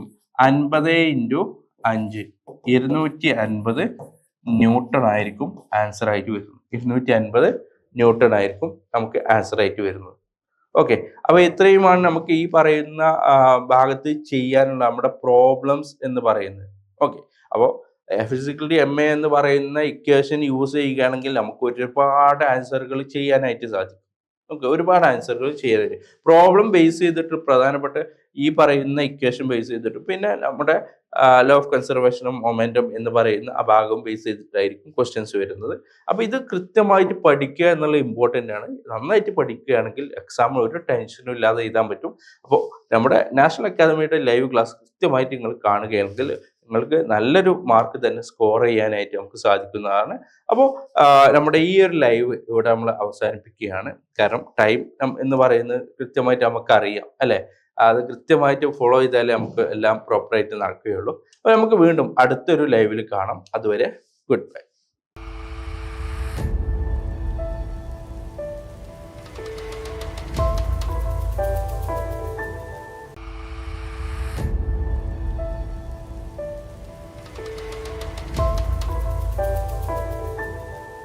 Hello everyone, welcome to Natdemy. ഇന്ന് NIOS സീനിയർ സെക്കൻഡറിയിലെ പൊളിറ്റിക്കൽ സയൻസിലെ എക്സാം ഓറിയൻറ്റഡ് ലൈവ് ക്ലാസ്സിലേക്ക് എല്ലാവർക്കും സ്വാഗതം. കഴിഞ്ഞ ക്ലാസ്സുകളെല്ലാം നിങ്ങൾ എല്ലാവരും കണ്ടിട്ടുണ്ട് എന്ന് വിചാരിക്കുന്നു. പല ആളുകളും പല രൂപത്തിലുള്ള ചോദ്യങ്ങളായിട്ടും പല സംശയങ്ങളായിട്ടും എല്ലാം ചോദിച്ചിട്ടുണ്ടായിരുന്നു. എന്നാലും ഇനിയും ആ വിഷയങ്ങളിലോ അല്ലെങ്കിൽ ഇന്നത്തെ ക്ലാസ്സുകളിലോ എന്തെങ്കിലും സംശയങ്ങളുണ്ടെങ്കിൽ ചോദിക്കാൻ മറക്കരുത്. കാരണം നിങ്ങളുടെ ഓരോ ചോദ്യങ്ങളും അത് എന്നെ കൂടുതൽ എനർജറ്റിക് ആക്കി മാറ്റുന്നുണ്ട്. കാരണം നമ്മളെ കൂടുതൽ എനർജറ്റിക് ആക്കുന്നത് ആരാണ്? നിങ്ങളാണ്. കാരണം നിങ്ങൾ വ്യത്യസ്ത തരത്തിലുള്ള ചോദ്യങ്ങൾ ചോദിച്ചു കഴിഞ്ഞാൽ അത് എന്നെ കൂടുതൽ ഉന്മേഷവാനാക്കും. കാരണം എൻ്റെ കുട്ടികൾ കാണുന്നുണ്ടല്ലോ, അപ്പൊ അവർക്ക് എത്രത്തോളം മെച്ചപ്പെട്ട രീതിയിൽ നൽകാൻ കഴിയുമോ അത്രത്തോളം മെച്ചപ്പെട്ടതാക്കാൻ വേണ്ടിയിട്ട് ഇത് ചെയ്യും, ഞാനും ശ്രമിക്കും. ഞാൻ ഷുഐബ് സാർ, എൻ്റെ കൂടെ ടെക്നിക്കൽ ഡിപ്പാർട്ട്മെന്റിൽ പ്രവർത്തിക്കുന്നത് സ്വന്തം സൊഫാൻ സാറും ജിത്തുവുമാണ്. ഏതായാലും വളരെ പ്രധാനപ്പെട്ട ചാപ്റ്ററുകൾ, ആ ചാപ്റ്ററുകളിലെ പ്രധാനപ്പെട്ട ക്വസ്റ്റ്യൻ ആൻസറുകളാണ് നമ്മൾ ഇവിടെ ചർച്ച ചെയ്യുന്നത്. നമുക്കറിയാം NIOS സീനിയർ സെക്കൻഡറി പരീക്ഷ വളരെ എളുപ്പത്തിൽ പാസ്സായി എടുക്കാൻ കഴിയുന്ന ഒരു സബ്ജക്റ്റാണ് പൊളിറ്റിക്കൽ സയൻസ്. പക്ഷേ കേവലം ചില കാര്യങ്ങൾ മാത്രം ചിന്തിച്ചാൽ അത് വളരെ രസകരമായ രൂപത്തിൽ തന്നെ ആസ്വദിച്ചുകൊണ്ട് തന്നെ പരീക്ഷ എഴുതാൻ സാധിക്കും. പക്ഷെ എന്ത് വേണം? കൃത്യമായിട്ട് ക്ലാസ്സുകൾ കേൾക്കണം, പ്രധാനപ്പെട്ട പോയിന്റുകൾ എഴുതി വെക്കുകയും ആവശ്യമുള്ള കാര്യങ്ങളിൽ സംശയങ്ങൾ ചോദിക്കുകയും ചെയ്യണം. ഇപ്പോൾ നിങ്ങൾക്കൊരു പക്ഷേ ഞാൻ പറയുമ്പോൾ തമാശയാകാം, അല്ലെങ്കിൽ ചിരിച്ചിരിക്കുന്നവരുണ്ടാകും. പക്ഷേ പരീക്ഷ ഹാളിൽ പോകുന്ന സമയത്ത് ഞാൻ പറഞ്ഞ പോയിന്റുകൾ നിങ്ങൾ അന്നേരം നിങ്ങൾക്ക് മനസ്സിലാകും, ഓ സാറ് അന്നേരം അങ്ങനെ പറഞ്ഞിട്ടുണ്ടായിരുന്നല്ലോ, അന്ന് അങ്ങനെ പഠിച്ചാമായിരുന്നു എന്നൊന്നും പിന്നീട് ആലോചിച്ചിട്ട് ഖേദിക്കുന്ന ഒരു സാഹചര്യം ഉണ്ടാകരുത്. അവസരങ്ങൾ എന്ത് ചെയ്യണം? ഉപയോഗപ്പെടുത്തണം. നിങ്ങൾക്കുടെ മുമ്പിലേക്ക് ഏത് അവസരങ്ങളാണോ കടന്നു വരുന്നത് അതിനെ ഫലപ്രദമായ രീതിയിൽ ഉപയോഗിച്ചു കഴിഞ്ഞാൽ നല്ല മാർക്കോട് കൂടി പാസ്സാക്കാൻ കഴിയും. മാത്രവുമല്ല, പാസ്സായിക്കൊണ്ട് നിങ്ങൾ എല്ലാവരും ഹയർ സ്റ്റഡിയിലേക്ക് കടക്കുകയും ചെയ്യണമെന്ന് എൻ്റെ പ്രിയപ്പെട്ട വിദ്യാർത്ഥികളോട് ഞാൻ ആമുഖമായി സൂചിപ്പിച്ചുകൊണ്ട് നമുക്കിന്ന് 4ാമത്തെ എക്സാം ഓറിയന്റഡ് ലൈവ് ക്ലാസ് ആണ്. ഇന്ന് നമ്മൾ ചർച്ച ചെയ്യുന്നത് 18ാമത്തെ അധ്യായമാണ്. ഏതാണ് 18ാമത്തെ അധ്യായം? ഇലക്ട്രൽ സിസ്റ്റം ഇൻ ഇന്ത്യ, ഇന്ത്യയിലെ തെരഞ്ഞെടുപ്പ് രീതികളെ കുറിച്ചാണ്. നമുക്കറിയാം ഇന്ത്യയിലെ വളരെ പ്രധാനപ്പെട്ട ഒരു സിസ്റ്റമാണ് തെരഞ്ഞെടുപ്പ് സമ്പ്രദായം. വളരെ സിസ്റ്റമാറ്റിക് ആയിട്ട് പ്രവർത്തിച്ചു കൊണ്ടിരിക്കുന്ന ഒന്നാണ് ഇന്ത്യയിലെ തെരഞ്ഞെടുപ്പ് രീതി. കേവലം പെട്ടെന്ന് ചെയ്തു തീർക്കാൻ കഴിയുന്ന ഒന്നല്ല ഒരു തെരഞ്ഞെടുപ്പ് സിസ്റ്റം എന്ന് പറയുന്നത്. ഒരു തെരഞ്ഞെടുപ്പിന്റെ ഡേറ്റ് പ്രഖ്യാപിച്ചു കഴിഞ്ഞാൽ അവിടെ ഏതാനും ചില കാര്യങ്ങൾ സസൂക്ഷ്മം പ്രവർത്തിച്ചു കൊണ്ടായിരിക്കണം മുന്നോട്ട് പോയിക്കൊണ്ടിരിക്കേണ്ടത്. മുഖ്യ തെരഞ്ഞെടുപ്പ് കമ്മീഷണർ അദ്ദേഹത്തിന് കീഴിലുള്ള എല്ലാ സംസ്ഥാനങ്ങളിലെയും തെരഞ്ഞെടുപ്പ് ചുമതലയുള്ള ആളുകൾക്ക് ആ വിഷയവുമായി ബന്ധപ്പെട്ട നോട്ടിഫിക്കേഷൻസുകൾ നൽകും. എന്നിട്ട് അവരതിനെ പ്രാപ്തരാക്കുന്ന ഒരു രീതിയാണ് നമുക്കിടയിലൂടെ കടന്നു പോയിക്കൊണ്ടിരിക്കുന്നത്. നമുക്ക് ആദ്യമായിട്ട് ഒരു ചോദ്യമുണ്ട്. Explain the election commission of India. Explain the election commission of India. ഇന്ത്യയിലെ തെരഞ്ഞെടുപ്പ് കമ്മീഷനെ കുറിച്ച് വിശദീകരിക്കാനാണ്. വളരെ സിസ്റ്റമാറ്റിക്കായി പ്രവർത്തിച്ചു കൊണ്ടിരിക്കുന്ന ഒരു കമ്മീഷനാണിത്, ഇന്ത്യയിലെ തെരഞ്ഞെടുപ്പ് കമ്മീഷൻ. ഇന്ത്യൻ ഭരണഘടനയുടെ ശില്പികൾ തെരഞ്ഞെടുപ്പ് നടത്തുന്നതിന് ഒരു സ്വതന്ത്ര തെരഞ്ഞെടുപ്പ് യന്ത്രത്തിന് പ്രത്യേക പ്രാധാന്യം നൽകിയിട്ടുണ്ട്.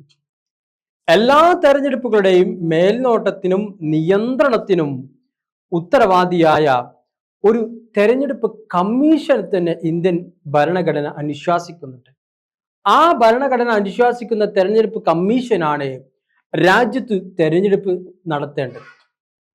എന്നിട്ടോ പാർലമെന്റിന്റെ ഇരുസഭകളിലേക്കും സംസ്ഥാന നിയമസഭകളിലേക്കും രാഷ്ട്രപതിയുടെയും ഉപരാഷ്ട്രപതിയുടെയും ഓഫീസുകളിലേക്കും തെരഞ്ഞെടുപ്പ് നടത്തുന്നതിന് ഇത് ഉത്തരവാദിത്തപ്പെട്ട ആളുകൾ ചുമതലപ്പെടുത്തുന്നുണ്ട്. കൂടാതെ വോട്ടർമാരുടെ പട്ടിക തയ്യാറാക്കൽ, വോട്ടർ പട്ടിക പുതുക്കണമെന്ന് വെച്ചാൽ ആരെങ്കിലും മരിച്ചു പോയതുണ്ടെങ്കിൽ അവരെ ഒഴിവാക്കുക, പുതിയതായിട്ടുള്ള എന്ത് ചെയ്യുക, പൗരന്മാരെ ആഡ് ചെയ്യുകയും ചെയ്യണം. എന്നിട്ടോ പരിപാലനം എന്നിവയുടെ ഉത്തരവാദിത്തവും എന്ത് ചെയ്യുന്നുണ്ട്, ഇത് നിർവഹിക്കുന്നുണ്ട്. ഇനി എന്താണ് കോമ്പോസിഷൻ? കോമ്പോസിഷൻ എന്ന് പറയുമ്പോൾ മുഖ്യ തെരഞ്ഞെടുപ്പ് കമ്മീഷണർ മറ്റുള്ളവരും അടങ്ങുന്നതാണെന്ത് തെരഞ്ഞെടുപ്പ് കമ്മീഷൻ കാലാകാലങ്ങളിൽ രാഷ്ട്രപതി തീരുമാനിക്കുന്ന തെരഞ്ഞെടുപ്പ് കമ്മീഷണർമാരാണ്. 1950 ആദ്യത്തെ മുഖ്യ തെരഞ്ഞെടുപ്പ് കമ്മീഷണറെ സഹായിച്ചത് കൂടുതൽ ഉദ്യോഗസ്ഥരായിരുന്നു.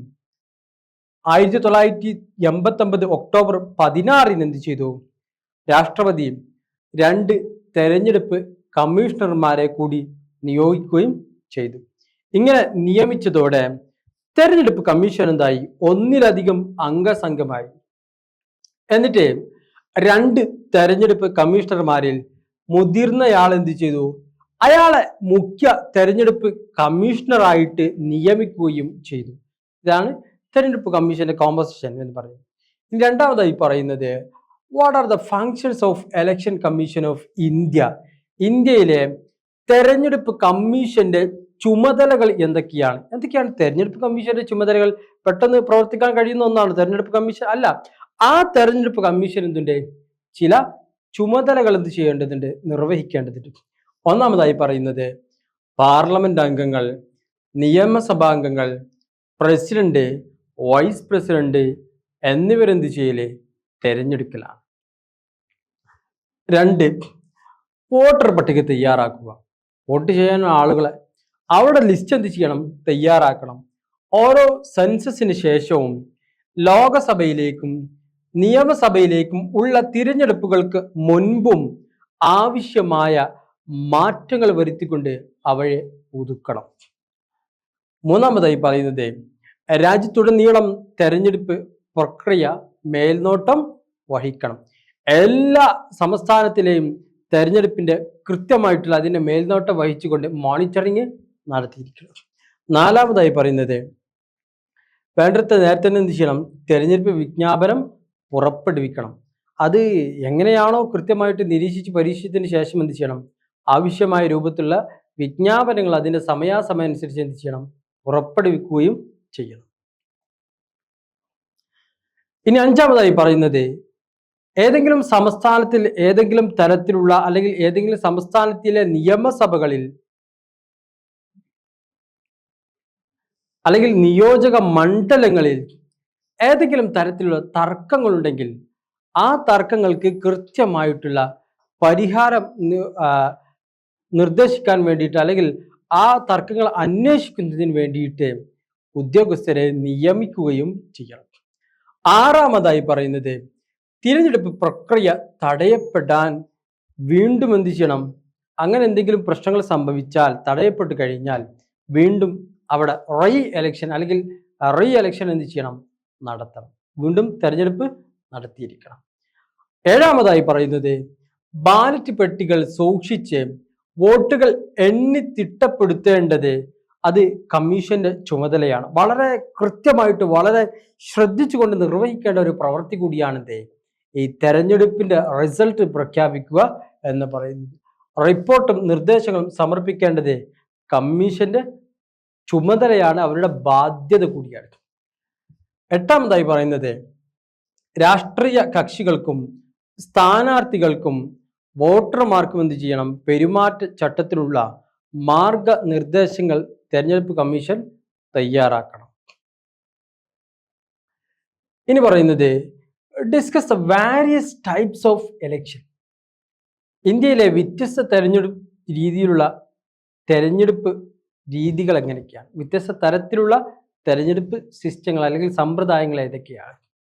ഒന്നാമതായി പറയുന്നത് ജനറൽ എലക്ഷൻ, പൊതു തെരഞ്ഞെടുപ്പ്. നമുക്ക് എല്ലാവർക്കും അറിയുന്ന ഒന്ന് കൂടിയാണ് ഇത് ജനറൽ എലക്ഷൻ. നമ്മുടെ നാട്ടിലൊക്കെ നിത്യം നടക്കുന്ന ഒന്നുകൂടിയാണിത് പൊതു തെരഞ്ഞെടുപ്പുകൾ. നിയമ നിർമ്മാണ സഭയുടെ കാലാവധി പൂർത്തിയാകുന്നതിനനുസരിച്ചാണ് സാധാരണഗതിയിൽ നടത്തുന്ന തെരഞ്ഞെടുപ്പ് കൂടിയാണിത് ജനറൽ എലക്ഷൻ. അത് 5 വർഷം കൂടുമ്പോൾ എന്ത് ചെയ്യും? നിയമസഭയിലേക്ക് നടക്കാറുണ്ട്. അതുപോലെ തന്നെ ലോകസഭയിലേക്കും നടത്താറുണ്ട്. അങ്ങനെ ഒരു പുതിയ നിയമ നിർമ്മാണ സഭയ്ക്ക് രൂപം കൊടുക്കാൻ വേണ്ടിയിട്ടാണ് പൊതു ഇലക്ഷൻ നടത്തുന്നത്. അതോടുകൂടി ഒരുപക്ഷെ കഴിഞ്ഞ 5 വർഷം ഭരിച്ച ആളുകളുടെ തുടർ ഭരണമായിരിക്കും പിന്നീടുള്ള 5 വർഷം, അല്ലെങ്കിൽ കഴിഞ്ഞ 5 വർഷം ഭരിച്ച പാർട്ടിയുടെ നേരെ ഓപ്പോസിഷനായി നിൽക്കുന്ന പ്രതിപക്ഷ പാർട്ടി ആയിരിക്കും പിറ്റത്തെ 5 വർഷം വരല്. ഇതൊക്കെ എന്താണ്? അങ്ങോട്ടും ഇങ്ങോട്ടും മാറിക്കൊണ്ടുള്ള ഒരു സിസ്റ്റം ആയിരിക്കും ഉണ്ടാവുക. രണ്ടാമതായി പറയുന്നത് ബൈ ഇലക്ഷൻ ആണ്. എന്താണ് ബൈ ഇലക്ഷൻ? നമ്മൾ കേൾവിയുള്ള ഒരു ഉപതെരഞ്ഞെടുപ്പ്. പല സാഹചര്യങ്ങളാലും ബൈ ഇലക്ഷൻ നടത്താറുണ്ട്. അതിന്റെ സാഹചര്യവും സന്ദർഭവും എന്തായിരിക്കും? വ്യത്യസ്തമായിരിക്കും. അംഗങ്ങളുടെ രാജി അഥവാ ഏതെങ്കിലും നിയമസഭാ അംഗത്തിന്റെ രാജി, മരണം, അയോഗ്യത തുടങ്ങിയ മൂലം ഒരു നിയമ നിർമ്മാണ സഭയിൽ ഉണ്ടാകുന്ന ഒറ്റപ്പെട്ട ഒഴിവുകൾ നികത്തുന്നതിന് വേണ്ടി നടത്തപ്പെടുന്ന തെരഞ്ഞെടുപ്പുകളാണ് എന്ത് പറയുന്നത്? ബൈ ഇലക്ഷൻ അഥവാ ഉപതെരഞ്ഞെടുപ്പ് എന്ന് പറയുന്നത്. ഇതിലൂടെ തെരഞ്ഞെടുക്കപ്പെടുന്നവരുടെ കാലാവധി ഒഴിവായ അംഗങ്ങളുടെ അവശിഷ്ട കാലാവധിയായിരിക്കും. അഥവാ 5 വർഷത്തേക്ക് ഒരു ഗവൺമെന്റ് അധികാരം ഏറ്റെടുത്തു. 2ാം വർഷത്തിലെ ആ പാർട്ടിയിലെ ഒരു അംഗം മരണപ്പെട്ടു, അല്ലെങ്കിൽ അയോഗ്യത നേരിട്ടു, അല്ലെങ്കിൽ രാജിവെച്ചു എങ്കിൽ പുതിയതായി വരുന്ന ആളുടെ കാലാവധി എത്രയേ ഉണ്ടാകുള്ളൂ? 3 വർഷമേ ഉണ്ടാവുകയുള്ളൂ. കാരണം ആ പഴയ അംഗത്തിന്റെ കാലാവധിയുടെ ബാക്കിയായിരിക്കും പുതിയ അംഗത്തിന് ഉണ്ടാവുക. മിഡ് ടേം എലക്ഷൻ, ഇടക്കാല തെരഞ്ഞെടുപ്പ്. എന്താണ് ഇടക്കാല തെരഞ്ഞെടുപ്പ്? ഒരു നിയമനിർമ്മാണ സഭ കാലാവധി പൂർത്തിയാക്കുന്നതിന് മുമ്പ് പിരിച്ചുവിടുകയോ അല്ലെങ്കിൽ മന്ത്രിസഭ തകിടം മറിയുകയോ അതുമല്ലെങ്കിൽ നിലനിൽക്കുന്ന മന്ത്രിസഭയ്ക്ക് വിശ്വാസം നഷ്ടപ്പെടുകയോ ചെയ്യുമ്പോൾ ആ നിയമസഭ പിരിച്ചുവിടുകയാണ് ചെയ്യാറുള്ളത്. എന്നിട്ട് പിരിച്ചുവിട്ടതിന് ശേഷം അപ്പോൾ വീണ്ടും ഒരു പൊതു ഇലക്ഷൻ സംഘടിപ്പിക്കുന്നുണ്ട്. ഇതിനാണ് ഇടക്കാല തെരഞ്ഞെടുപ്പ് എന്ന് പറയുന്നത്. അത് വളരെ അപൂർവമായിട്ട് നടക്കുന്ന ഒന്നാണ് ഈ ഇടക്കാല തെരഞ്ഞെടുപ്പ്. ബൈ ഇലക്ഷൻ ചെയ്യാറുണ്ട്? അത് പിന്നെ ഓരോ ആളുകൾ മരണപ്പെട്ട് കഴിഞ്ഞാൽ ചെയ്യാറുണ്ട്? സ്വാഭാവികമായിട്ടും നടക്കാറുണ്ട്. രാജി കുറവാണെങ്കിലും മരണപ്പെടുമ്പോഴാണ് കൂടുതലായിട്ടും ബൈ ഇലക്ഷൻ നമ്മുടെ സ്റ്റേറ്റുകളിലൊക്കെ കൂടുതലായിട്ട് നടക്കാറുള്ളത്. ഇനി 4ാമതായി പറയുന്നത് describe briefly the electoral process followed during Lok Sabha or assembly election. ഇന്ത്യയിലെ ലോകസഭ, അസംബ്ലി തെരഞ്ഞെടുപ്പ്, ഈ 2 സഭയെക്കുറിച്ചുള്ള അതിൻ്റെ തെരഞ്ഞെടുപ്പ് പ്രക്രിയയെക്കുറിച്ച് വിശദീകരിക്കാനാണ്. എങ്ങനെയാണ് അതിൻ്റെ പ്രക്രിയ നടക്കുന്നത്? ഓക്കെ, സാധാരണഗതിയിൽ ഇന്ത്യയിൽ ലോകസഭയിലേക്കും പരക്കെ അംഗീകൃതമായ മറ്റു ഏജൻസികളിലേക്കും 5 വർഷം കൂടുമ്പോൾ തെരഞ്ഞെടുപ്പ് നടത്തപ്പെടുന്നുണ്ട്. ഓരോ തിരഞ്ഞെടുപ്പിനും എന്ത് ചെയ്യുന്നുണ്ട്? വോട്ടർ പട്ടിക തയ്യാറാക്കുന്നുണ്ട്. എങ്ങനെ? തെരഞ്ഞെടുപ്പ് നടപടിക്രമത്തിലെ ആദ്യ പടിയാണെന്ത്? ഒരു വോട്ടർ പട്ടിക തയ്യാറാക്കുക എന്നതാണ്. അതായത് ഒരു നീണ്ട തെരഞ്ഞെടുപ്പ് നടപടി ക്രമവുമുണ്ട്. നിയോജക മണ്ഡലങ്ങളിൽ ഒരു നിശ്ചിത കാലയളവിൽ താമസക്കാരായുള്ള ആ കൂട്ടത്തിൽ പ്രായപൂർത്തിയായവരുടെ പേരുകളാണ് ഈ വോട്ടർ പട്ടികയിൽ ഉൾപ്പെടുത്താറുള്ളത്. പ്രത്യേകം ശ്രദ്ധിക്കേണ്ടത് അവിടെ പ്രായപൂർത്തി അഥവാ 18 വയസ്സ് പൂർത്തിയായ ആളുകളെയാണ് ഈ വോട്ടർ പട്ടികയിൽ ഉൾപ്പെടുത്താറുള്ളത്. രണ്ടാമതായി പറയുന്നത് നിയോജക മണ്ഡലങ്ങളുടെ അതിർത്തി നിശ്ചയിക്കുകയാണ്. ഓരോ നിയോജക മണ്ഡലങ്ങൾക്കും ഒരു അതിർത്തി നിശ്ചയിച്ചിരിക്കണം. എന്നാലേ എന്താകുള്ളൂ, ആ അതിർത്തിയിലുള്ള ആളുകൾ തിരൂരങ്ങാടി, വേങ്ങര, കോഴിക്കോട്, ബേപ്പൂര് എല്ലാത്തിനും അതിർത്തി നിശ്ചയിച്ചിട്ടുണ്ട്. ആ അതിർത്തിയിൽപ്പെട്ട ആളുകളായിരിക്കും എന്ത്? ആ നിയോജക മണ്ഡലങ്ങളിലെ വോട്ടർ പട്ടികയിൽ അവർ എന്ത് ചെയ്യുന്നുണ്ട്? അവരുടെ മണ്ഡലത്തിലെ സ്ഥാനാർത്ഥികൾക്ക് വോട്ട് ചെയ്യാൻ കഴിയുകയുള്ളൂ. സാധാരണയായി എല്ലാ സെൻസസിന് ശേഷവും നിയോജക മണ്ഡലങ്ങളുടെ അതിർത്തി നിശ്ചയിക്കാറുണ്ട്. അത് പോപ്പുലേഷൻ അനുസരിച്ചാണ് എന്ത് അതിൻ്റെ അതിർത്തിയിലെ മാറ്റങ്ങളൊക്കെ വരാറുള്ളത്. ഇതിന് കാരണം ജനസംഖ്യയിലുള്ള ഒരു മാറ്റമാണ്. മൂന്നാമതായി പറയുന്നത് തെരഞ്ഞെടുപ്പ് ഉദ്യോഗസ്ഥരുടെ നിയമനം. വളരെ പ്രയാസമുള്ളൊരു കാര്യമാണിത്. ഒരുപാട് തെരഞ്ഞെടുപ്പ് ഉദ്യോഗസ്ഥന്മാർ ഇതിലേക്ക് നിയമിക്കേണ്ടി വരും. കാരണം എന്താണ്, പെട്ടെന്ന് നടത്തി പോരാൻ കഴിയുന്ന ഒന്നല്ല എലക്ഷൻ എന്ന് പറയുന്നത്. അതിന് ഒരുപാട് ടാസ്കുകളുണ്ട്, അതിന് ഒരുപാട് എന്തുണ്ട് പ്രോസസ്സുകൾ എന്ത് ചെയ്യാണ്ട് തീർക്കാനുണ്ട്.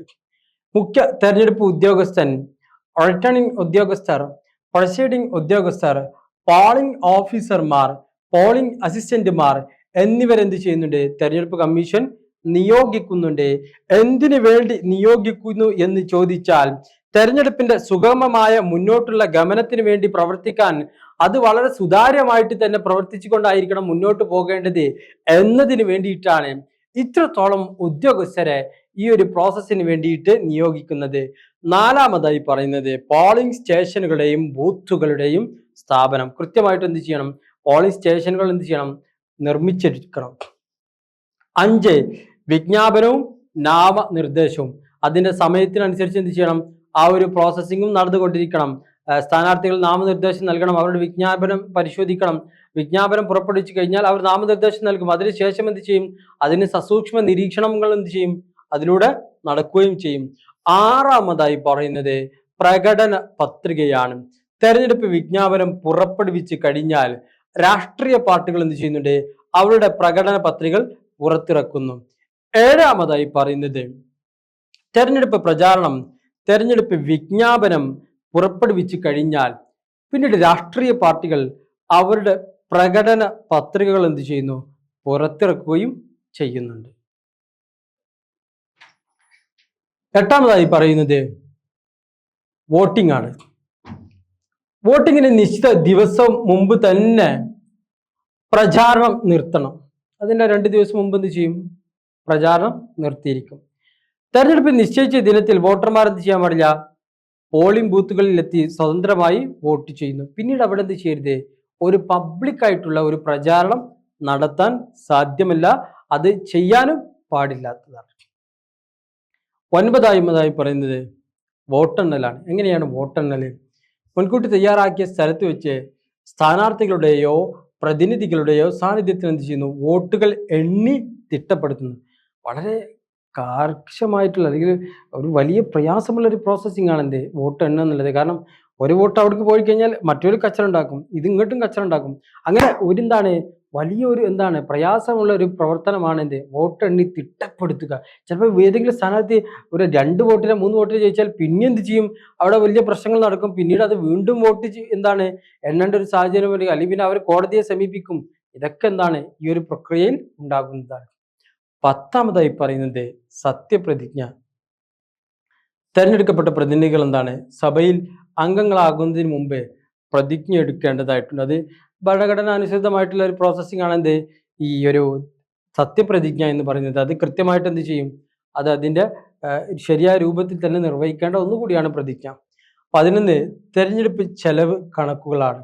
തെരഞ്ഞെടുപ്പിന്റെ വരവ് ചെലവ് കണക്കുകൾ യഥാസമയം ബന്ധപ്പെട്ട അധികാരികളെ അറിയിക്കണം. ഒരു നിശ്ചിത എമൗണ്ട് ഉണ്ടാകും. അതിനപ്പുറത്തേക്ക് എന്ത് ചെയ്യാൻ പാടില്ല, പണം ചിലവഴിക്കാൻ പാടില്ല. അത് വളരെ ശ്രദ്ധിക്കേണ്ട ഒരു വിഷയം കൂടിയാണ്. അപ്പോൾ എന്താണ്, കൃത്യമായിട്ട് ആ ഒരു എമൗണ്ട് എത്ര ചെലവാക്കി, അതൊക്കെ എന്താണ്, ഇലക്ഷൻ പ്രഖ്യാപിച്ചു കഴിഞ്ഞാൽ സ്വാഭാവികമായിട്ട് എന്ത് ചെയ്യും, ഈ ഉദ്യോഗസ്ഥന്മാർ വരും അല്ലെ, അവരതിന്റെ കണക്കുകളൊക്കെ കൃത്യമായിട്ട് എടുക്കും. ഒരു സ്ഥാനാർത്ഥിയുടെ പേരിൽ എത്ര ഫ്ലക്സുകൾ വെച്ചു, എത്ര പോസ്റ്ററുകൾ അടിച്ചിട്ടുണ്ട്, ഏതെല്ലാം തരത്തിലുള്ള പ്രചാരണത്തിന് വേണ്ടിയിട്ട് ഏതെല്ലാം രീതിയിലുള്ള തെരഞ്ഞെടുപ്പ് സംവിധാനങ്ങളാണ്, അല്ലെങ്കിൽ ഏതെല്ലാം രീതിയിലുള്ള വിജയിക്കാനുള്ള മാർഗങ്ങളാണ് അവരൊക്കെ ഉപയോഗപ്പെടുത്തിയിട്ടുള്ളത് എന്നതിനെ കുറിച്ചുള്ള ഒരു കണക്കുകളൊക്കെ എന്ത് ചെയ്യും, അവര് കൃത്യമായിട്ട് തയ്യാറാക്കുകയും ചെയ്യും. ഇനി എന്താണ് ഇന്ത്യയിലെ തെരഞ്ഞെടുപ്പ് സംവിധാനത്തിന്റെ ദൗർബല്യം? Write in brief the shortcoming electoral system in India. ഇന്ത്യയിലെ തെരഞ്ഞെടുപ്പ് സമ്പ്രദായത്തിന് ഏതെങ്കിലും തരത്തിലുള്ള ദൗർബല്യങ്ങളുണ്ടോ? ഉണ്ട് എങ്കിൽ എന്താണ് ആ ദൗർബല്യം? ഒന്ന്, പണത്തിന്റെ മണി പവർ, പണത്തിന്റെ സ്വാധീനം. സ്വാഭാവികമായിട്ടും ഇലക്ഷൻ എന്ത് ചെയ്യും, കൂടുതൽ പൈസ ചെലവഴിക്കുന്ന ഒരു സാഹചര്യം ഉണ്ടാകും. തിരഞ്ഞെടുപ്പിൽ കണക്കിൽപ്പെടാത്ത പണം ഉപയോഗിക്കുന്നു, അഴിമതി വർദ്ധിക്കുന്നു. 1956 കമ്പനി നിയമം അനുസരിച്ച് കമ്പനികൾക്ക് അവരുടെ ലാഭവിഹിതത്തിൽ നിന്ന് എത്ര രൂപ വേണമെങ്കിലും സ്ഥാനാർത്ഥികൾക്കോ അതല്ലെങ്കിൽ രാഷ്ട്രീയ പാർട്ടികൾക്കോ സംഭാവന ചെയ്യുന്നതിന് സ്വാതന്ത്ര്യമുണ്ട്. ഇപ്രകാരമുള്ള സമ്പന്ന രക്ഷാധികാരികളുടെ സാന്നിധ്യം തെരഞ്ഞെടുക്കപ്പെട്ട പ്രതിനിധികളിൽ ചെയ്യുന്ന സ്വാധീനം അത് നീതിയുക്തമായിട്ട് പ്രവർത്തിക്കുന്നില്ല എന്നതാണ്. ഇത് ഇന്ത്യയിലെ ഒരു തെരഞ്ഞെടുപ്പ് സംവിധാനത്തിന്റെ ഒരു പ്രധാനപ്പെട്ട ദൗർബല്യമാണ്. വളരെ ശ്രദ്ധിക്കേണ്ട ഒരു വിഷയമാണ്. കാരണം അതിന്റെ സുഗമമായ മുന്നോട്ടുള്ള പ്രവർത്തനത്തിന് എന്താണ്, ഇത്തരത്തിലുള്ള ചില കാര്യങ്ങളൊക്കെ വിഘാതം സൃഷ്ടിക്കാറുണ്ട് എന്ന് നമുക്ക് മനസ്സിലാക്കാൻ കഴിയും. ഇനി നമ്മൾ ചർച്ച ചെയ്യുന്നത് 19ാമത്തെ അധ്യായമാണ്, ദേശീയ രാഷ്ട്രീയ പാർട്ടികൾ. ഏതാണ് ദേശീയ രാഷ്ട്രീയ പാർട്ടികൾ? National political parties. നമുക്ക് ചർച്ച ചെയ്യാം. ഓക്കെ, ഒന്നാമതായി പറയുന്നത് what are the main characteristics of political parties? രാഷ്ട്രീയ പാർട്ടികളുടെ പ്രധാനപ്പെട്ട സവിശേഷതകൾ എന്തൊക്കെയാണ്? രാഷ്ട്രീയ പാർട്ടികളുടെ പ്രധാനപ്പെട്ട സവിശേഷതകൾ ഒന്നാമതായി പറയുന്നത്, രാഷ്ട്രീയ പാർട്ടികളിൽ ജനങ്ങൾ എന്തായിരിക്കും, എപ്പോഴും സംഘടിതരായിരിക്കും. അവര് ഉൾക്കൊള്ളുന്ന പ്രത്യയശാസ്ത്രത്തിൽ എന്ത് ചെയ്യും, അവർ എപ്പോഴും സംഘടിതരായിരിക്കും. 2, പാർട്ടി പൊതുവായ ചില വിശ്വാസങ്ങളും ആദർശങ്ങളുടെയും പേരിലാണ് ജനങ്ങൾ സംഘടിക്കുന്നത്. മൂന്നാമതായി പറയുന്നത്, ഭരണഘടനാനുസൃതമായ മാർഗങ്ങളിലൂടെ അധികാരം പിടിച്ചെടുക്കാനാണ് രാഷ്ട്രീയ കക്ഷികൾ ആഗ്രഹിക്കുന്നത്. നാലാമതായി പറയുന്നത്, ദേശീയ താല്പര്യത്തിന്റെ പോഷണത്തിലാണ് ഒരു രാഷ്ട്രീയ കക്ഷിയുടെ നിലനിൽപ്പ് തന്നെ ഉള്ളത്.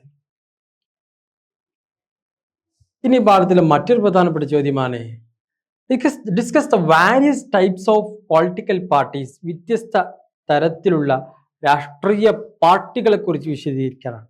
നമുക്കറിയാം കേരളത്തിൽ എന്താണ്, ഒരുപാട് വ്യത്യസ്ത രാഷ്ട്രീയ പാർട്ടികളുണ്ട്. ഇന്ത്യയിൽ എന്താണ്, ദേശീയ പാർട്ടികളായിട്ട് നിരവധി രാഷ്ട്രീയ പാർട്ടികൾ പ്രവർത്തിച്ചു കൊണ്ടിരിക്കുന്നത്. ഒരു രാജ്യത്തിൽ പ്രവർത്തിക്കുന്ന രാഷ്ട്രീയ കക്ഷികളുടെ എണ്ണം അവിടെ നിലവിലുള്ള സാഹചര്യങ്ങളുമായി ബന്ധപ്പെട്ടായിരിക്കും. അധികാരം കിട്ടിയില്ലെങ്കിൽ, അല്ലെങ്കിൽ സീറ്റ് ലഭിച്ചില്ലെങ്കിൽ, അല്ലെങ്കിൽ മന്ത്രിസഭയിൽ എന്താണ് സ്ഥാനം കിട്ടിയില്ലെങ്കിൽ സ്വാഭാവികമായിട്ടും അടുത്ത പാർട്ടിയിലേക്ക് ചേക്കേറി പോകുന്ന ഒരു സാഹചര്യം എല്ലായിടത്തും കാണാൻ കഴിയും. കക്ഷി വ്യവസ്ഥയെ ഏകകക്ഷി, ദ്വികക്ഷി എന്നിങ്ങനെ ബഹുകക്ഷി എന്നിങ്ങനെ 3ആയിട്ട് വേർതിരിക്കാൻ കഴിയും. എന്താണ് ഏകകക്ഷി സമ്പ്രദായം? 20ാം നൂറ്റാണ്ടിൽ ഉടലെടുത്ത കക്ഷി സമ്പ്രദായമാണ് ഏകകക്ഷി സമ്പ്രദായം. 1ാം ലോക മഹായുദ്ധത്തിന്റെ അവസാനത്തോടെ തുർക്കി, ഇറ്റലി, ജർമ്മനി, സ്പെയിൻ, പോർച്ചുഗൽ എന്നീ രാജ്യങ്ങളിൽ ഏകകക്ഷി സമ്പ്രദായമാണ് നിലവിൽ വന്നത്. 2ാം ലോക മഹായുദ്ധത്തോടെ ഏകകക്ഷി ഭരണം എന്ത് ചെയ്തു, അവസാനിക്കുകയും ചെയ്തു. മാത്രവുമല്ല, ഏകകക്ഷി ഭരണം എന്താണ്, സ്വേച്ഛാധിപത്യത്തിന്റെ മറ്റൊരു വേർഷനാണ് എന്ന് തന്നെ പറയാൻ കഴിയും. ദ്വികക്ഷി സമ്പ്രദായം എന്താണ്? ദ്വികക്ഷി സമ്പ്രദായം രണ്ട് പ്രമുഖ കക്ഷികൾ മാത്രമുള്ള രാഷ്ട്രീയ വ്യവസ്ഥയാണ് ദ്വികക്ഷി വ്യവസ്ഥ. ഒരു കക്ഷി ഭരണപക്ഷത്തിരിക്കുമ്പോൾ മറ്റൊരു കക്ഷി എവിടെ പോയിരിക്കും? പ്രതിപക്ഷമായിട്ടായിരിക്കും. രണ്ടും കൂടി ഒന്നോർത്തുണ്ടാവില്ല, രണ്ട് കക്ഷികൾ ഉണ്ടാകും. ഈ രണ്ട് കക്ഷികൾ ഉണ്ടാകുമ്പോൾ എന്ത് ചെയ്യുള്ളൂ? സുഗമമായ ഭരണം നടക്കുള്ളൂ. കാരണം ഒരാളെ എതിർക്കാനും ഒരാൾ അതിനെ പ്രതിരോധിക്കാനും നിന്നാലാണ് എന്ത് ആ സ്റ്റേറ്റിലുള്ള ഭരണം സുഗമമായ രീതിയിൽ മുന്നോട്ട് പോയിക്കൊണ്ടിരിക്കുക. ഇംഗ്ലണ്ട്, കാനഡ, USA എന്നീ രാജ്യങ്ങളിലെല്ലാം ദ്വികക്ഷി വ്യവസ്ഥയാണ് നിലവിലുള്ളത്. റിപ്പബ്ലിക്കൻ കക്ഷിയും ഡെമോക്രാറ്റിക് കക്ഷിയുമാണ് അമേരിക്കയിലെ പ്രമുഖ രാഷ്ട്രീയ കക്ഷികൾ. എന്താണ് ബഹുകക്ഷി സമ്പ്രദായം? Multi party system. എന്താണ് മൾട്ടി പാർട്ടി സിസ്റ്റം? രണ്ടിലധികം രാഷ്ട്രീയ കക്ഷികളുള്ള സ്ഥലങ്ങളിലാണ് ബഹുകക്ഷി വ്യവസ്ഥ നിലവിലുള്ളത്. France, Italy, Germany, Japan, Switzerland, India എന്നീ രാജ്യങ്ങളിൽ എന്ത് ചെയ്യുന്നുണ്ട്? ബഹുകക്ഷി വ്യവസ്ഥയാണ് നിലവിലുള്ളത്. ഇനി അഞ്ചാമതായി പറയുന്നത് discuss the major national parties of India. ഇന്ത്യയിലെ പ്രധാനപ്പെട്ട രാഷ്ട്രീയ പാർട്ടികളെ കുറിച്ച് വിവരിക്കാനാണ്. ഏതൊക്കെയാണ് ഇന്ത്യയിലെ മേജർ പൊളിറ്റിക്കൽ പാർട്ടീസുകൾ? ഒന്ന്, ഇന്ത്യൻ നാഷണൽ കോൺഗ്രസ്. 1885 A.O. ഹ്യൂം സ്ഥാപിച്ചതാണ് ഇന്ത്യൻ നാഷണൽ കോൺഗ്രസ്. രാജ്യത്തിന്റെ പ്രശ്നങ്ങളിൽ ബഹുജന ശ്രദ്ധ ഇളക്കിക്കൊണ്ട് തന്നെ വിടാനായിട്ടാണ് കോൺഗ്രസ് സ്ഥാപിക്കപ്പെട്ടത്. മഹാത്മാജി നേതൃത്വം ഏറ്റെടുക്കും വരെ ഇന്ത്യൻ നാഷണൽ കോൺഗ്രസിന് വിജയ പരാജയങ്ങളെ അഭിമുഖീകരിക്കേണ്ടി വന്നിട്ടുണ്ട്. മാത്രമല്ല ഇന്ത്യയിലെ ഏറ്റവും പ്രബലമായിട്ടുള്ള ഒരു രാഷ്ട്രീയ കക്ഷി കൂടിയായിരുന്നു ഇത് ഇന്ത്യൻ നാഷണൽ കോൺഗ്രസ്. ഇന്ത്യക്ക് സ്വാതന്ത്ര്യം ലഭിച്ചതിൻ്റെ ആ ഒരു ഖ്യാതി മുഖ്യമായും ഇന്ത്യൻ നാഷണൽ കോൺഗ്രസിന് തന്നെയാണ്. അതുകൊണ്ട് തന്നെയാണ് സ്വാതന്ത്ര്യം ലഭിച്ച ഉടനെ തന്നെ ഇന്ത്യയിലെ ഭരണം നിർവഹിച്ചിരുന്നത് ആരായിരുന്നു? ഇന്ത്യൻ നാഷണൽ കോൺഗ്രസ് ആയിരുന്നു. എന്തുകൊണ്ടാണെന്ന് ചോദിച്ചാൽ ഇന്ത്യയുടെ സ്വാതന്ത്ര്യ സമര പോരാട്ട ചരിത്രത്തിൽ ഏറ്റവും നിസ്തുലമായ സേവനങ്ങളും പങ്കും വഹിച്ച ഒരു രാഷ്ട്രീയ പാർട്ടി കൂടിയാണ് ആര്? ഇന്ത്യൻ നാഷണൽ കോൺഗ്രസ് എന്ന് പറയുന്നത്. അങ്ങനെ ഇന്ത്യയിലെ സ്വതന്ത്ര പ്രാപ്തിയോടുകൂടി ഇന്ത്യയിൽ പുതിയൊരു രാഷ്ട്രീയ സാമൂഹ്യ പ്രക്രിയ ആ ഒരു ക്രമം ആരംഭിക്കുമെന്ന് കോൺഗ്രസ് എന്ത് ചെയ്തു? പ്രതിജ്ഞ എടുക്കുകയും ചെയ്തു. രാഷ്ട്രീയ, സാമൂഹിക, സാമ്പത്തിക നീതിയുടെ അടിസ്ഥാനത്തിൽ ജനാധിപത്യം, സോഷ്യലിസം, മതേതരത്വം എന്നിവയാൽ നയിക്കപ്പെടുന്ന സാമൂഹ്യ ക്രമം പൊതുമേഖലയിലൂടെ എന്ത് ചെയ്യുന്നുണ്ട്? ഒരു സ്വത്ത വികസനത്തിന് കാരണമാകുന്ന പാർട്ടി കൂടിയാണ് ഇന്ത്യൻ നാഷണൽ കോൺഗ്രസ് എന്നുകൂടി വിശ്വസിക്കുന്നുണ്ട്. ഇന്ന് മറ്റൊരു രാഷ്ട്രീയ പാർട്ടിയാണ് ഇന്ത്യൻ കമ്മ്യൂണിസ്റ്റ് പാർട്ടി. ഇന്ത്യയിൽ ആദ്യത്തെ തെരഞ്ഞെടുപ്പ് നടന്നപ്പോൾ ഏറ്റവും കൂടുതൽ സീറ്റുകൾ ലഭിച്ച രണ്ടാമത്തെ പാർട്ടിയാണ് ഇത് ഇന്ത്യൻ കമ്മ്യൂണിസ്റ്റ് പാർട്ടി അഥവാ CPI. പ്രധാനമായിട്ടും തൊഴിലാളികൾക്കും കർഷകർക്കും വേണ്ടിയിട്ട് പ്രവർത്തിച്ചു കൊണ്ടിരിക്കുന്ന ഒരു രാഷ്ട്രീയ പാർട്ടിയാണ് Indian communist party of India. അധ്വാനിക്കുന്ന വ്യക്തിൻ്റെയും ഒരു സന്നദ്ധ സംഘടനയാണ് CPI. മനുഷ്യൻ ചൂഷണം ചെയ്യുന്നത് അറുതി വരുത്തുക എന്നുള്ളതാണ് ഇവരേറ്റവും മുന്നോട്ട് വെക്കുന്ന പ്രമേയം. CPIയുടെ ലക്ഷ്യം വ്യക്തി സ്വാതന്ത്ര്യം, അതുപോലെ തന്നെ പത്ര സ്വാതന്ത്ര്യം, സംഘടനാ സ്വാതന്ത്ര്യം, രാഷ്ട്രീയമായി സംഘടിക്കുന്നതിനുള്ള സ്വാതന്ത്ര്യം, ഗവൺമെന്റിനെ എതിർക്കുന്നതിനുള്ള അവകാശം, ഇവയെല്ലാം നിർവഹിക്കുന്ന ഒരു സോഷ്യലിസ്റ്റ് സാമൂഹ്യം കെട്ടിപ്പടുക്കുക എന്നുള്ളതും CPIയുടെ ഒരു ലക്ഷ്യമാണ്. പഞ്ചശീലങ്ങളിൽ അധിഷ്ഠിതമായ സമാധാനപരമായ സഹപ്രവർത്തനമാണ് ഈ ഒരു വിദേശ രംഗത്ത് പാർട്ടി അഭിലഷിക്കുകയും ചെയ്യുന്നത്. കാരണം അത്രത്തോളം പ്രവർത്തിച്ച് വളർന്നു വന്ന ഒരു രാഷ്ട്രീയ പാർട്ടി കൂടിയാണ് ഇത് Indian communist party. What do you mean by understand by original parties? ഈ പ്രാദേശിക പാർട്ടികൾ എന്ന് പറഞ്ഞാൽ അല്ലെങ്കിൽ പ്രാദേശിക കക്ഷികൾ എന്നാൽ എന്താണ്? ഇന്ത്യയിലെ ഓരോ സംസ്ഥാനത്തിൻ്റെയും അതിൻ്റെതായ രാഷ്ട്രീയ കക്ഷികളുണ്ട്. അത് ഭാഷാപരമായിരിക്കാം, അതല്ലെങ്കിൽ മതപരമായിരിക്കാം, അല്ലെങ്കിൽ വംശീയമോ ജാതിയോ സാംസ്കാരികമോ ആയ ചില ഗ്രൂപ്പുകളുടെ താല്പര്യങ്ങളെ പ്രതിനിധീകരിക്കുന്നവയാണ് ഈ കക്ഷികൾ. സംസ്ഥാനങ്ങൾക്ക് കൂടുതൽ സ്വയംഭരണം ലഭിക്കുന്നതിനായി ഇവ നിലകൊള്ളുന്നുണ്ട്. സംസ്ഥാന കക്ഷികളിൽ പ്രധാനമായ ദ്രാവിഡ മുന്നേറ്റ കഴകം DMK, അഖിലേന്ത്യാ ദ്രാവിഡ മുന്നേറ്റ കഴകം AIDMK, തെലുങ്ക് ദേശം, ആസാം ഗണപരിഷത്ത്, അകാലിദൾ, നാഷണൽ കോൺഫറൻസ്, ജാർഖണ്ഡ് മുക്തി മോർച്ച എന്നിവയാണ് ഏറ്റവും പ്രധാനപ്പെട്ട പ്രാദേശിക കക്ഷികളായി പ്രവർത്തിക്കുന്ന പാർട്ടികൾ. ഇനി മറ്റൊരു പ്രധാനപ്പെട്ട അധ്യായമാണ് public opinion and pressure group, പൊതുജന അഭിപ്രായവും സമ്മർദ്ദ ഗ്രൂപ്പുകളും. എന്തൊക്കെയാണ്? ആദ്യമായി എന്താണ് പബ്ലിക് ഒപ്പീനിയൻ എന്ന് പറഞ്ഞാൽ? പൊതുജന അഭിപ്രായം എന്ന് പറഞ്ഞാൽ എന്താണ് പൊതുജന അഭിപ്രായം? ഒരു നിശ്ചിത കാലയളവിൽ പൊതു താല്പര്യം ഉണർത്തുന്ന വിഷയങ്ങളെക്കുറിച്ച് സാമാന്യ ജനങ്ങൾക്കുണ്ടാകുന്ന അഭിപ്രായത്തെയാണെന്ന് പറയുന്നത് പൊതുജന അഭിപ്രായം എന്ന് പറയുന്നത്. ഈ പൊതുജന അഭിപ്രായത്തിന്റെ സവിശേഷതകൾ എന്തൊക്കെയാണ്? പൊതു താല്പര്യമുള്ള വിഷയങ്ങളെക്കുറിച്ചുള്ള അഭിപ്രായമാണ് ഇത് പൊതുജന അഭിപ്രായം എന്ന് പറയുന്നത്. അത് വ്യക്തികളുടെ സ്വാർത്ഥ താല്പര്യം അനുസരിച്ചല്ല, പൊതു നന്മ എന്ന ആശയത്തെ ആധാരമാക്കിയാണ് അത് രൂപം കൊള്ളുന്നത്. പൊതുവായി പ്രകടിപ്പിക്കുന്ന ഏത് അഭിപ്രായവും പൊതുജന അഭിപ്രായമാവുകയില്ല. വസ്തുനിഷ്ഠമായ ചിന്തയും മനസാക്ഷിയും ചേർന്നുണ്ടാകുന്നത് പൊതുജന അഭിപ്രായമാകും. ഭൂരിപക്ഷത്തിന്റെ അഭിപ്രായം എല്ലായ്പ്പോഴും പൊതുജന അഭിപ്രായം ആയിക്കൊള്ളണമെന്നില്ല. എന്നാൽ ഒരു രാജ്യത്തിലെ എല്ലാവരുടെയും അഭിപ്രായം ഒന്നാകുമെന്ന് ചിന്തിക്കുന്നതിൽ യുക്തി ഇല്ലാത്തത് കൊണ്ടാണ് പൊതുജന അഭിപ്രായം കടന്നു വരുന്നത്. എന്തൊക്കെയാണ് what is the significance of public opinion? പൊതുജന അഭിപ്രായത്തിന്റെ സവിശേഷതകൾ എന്തൊക്കെയാണ് പൊതുജന അഭിപ്രായത്തിന്റെ സവിശേഷതകൾ? ഒന്ന്, പൊതുജന അഭിപ്രായം ഗവൺമെന്റിന്റെ പ്രവർത്തനങ്ങൾക്ക് ഒരു വഴികാട്ടിയാകും. രണ്ട്, പൊതു നന്മക്കായി നിയമങ്ങൾ ഉണ്ടാക്കാൻ ഇത് ഗവൺമെന്റിനെ സഹായിക്കുന്നു.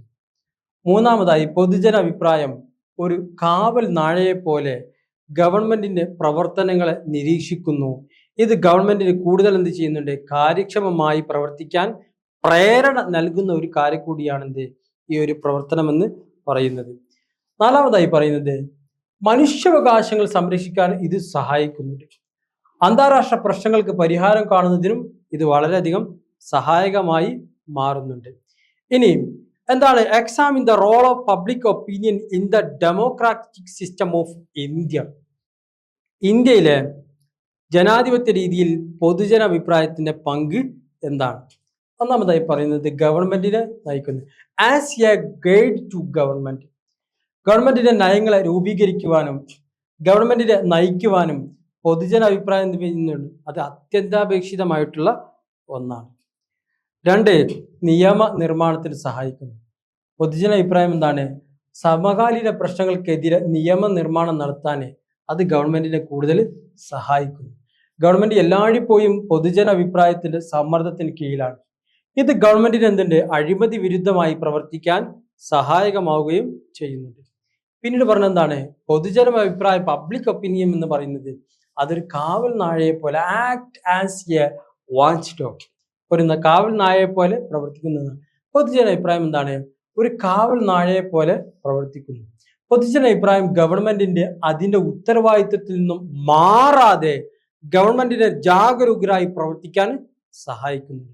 ജനങ്ങളുടെ ഇച്ഛക്കനുസരിച്ച് ഗവൺമെന്റിനെ പ്രവർത്തിപ്പിക്കാൻ പൊതുജന അഭിപ്രായത്തിന് സാധിക്കുന്നുണ്ട്. നാലാമതായി പറയുന്നത്, അവകാശങ്ങളെയും സ്വാതന്ത്ര്യത്തെയും സംരക്ഷിക്കുന്നു. പൗരന്മാരുടെ അവകാശങ്ങളെയും സ്വാതന്ത്ര്യത്തിന്റെയും സംരക്ഷകനായിട്ട് പൊതുജന അഭിപ്രായം വളരെ കൃത്യമായിട്ട് പ്രവർത്തിക്കുന്നുണ്ട്. ഒരു ജനാധിപത്യ രാഷ്ട്രത്തിൽ ജനങ്ങൾക്ക് ഗവൺമെന്റിനെ വിമർശിക്കുവാനും പിന്തുണയ്ക്കുവാനും അവകാശമുണ്ട്.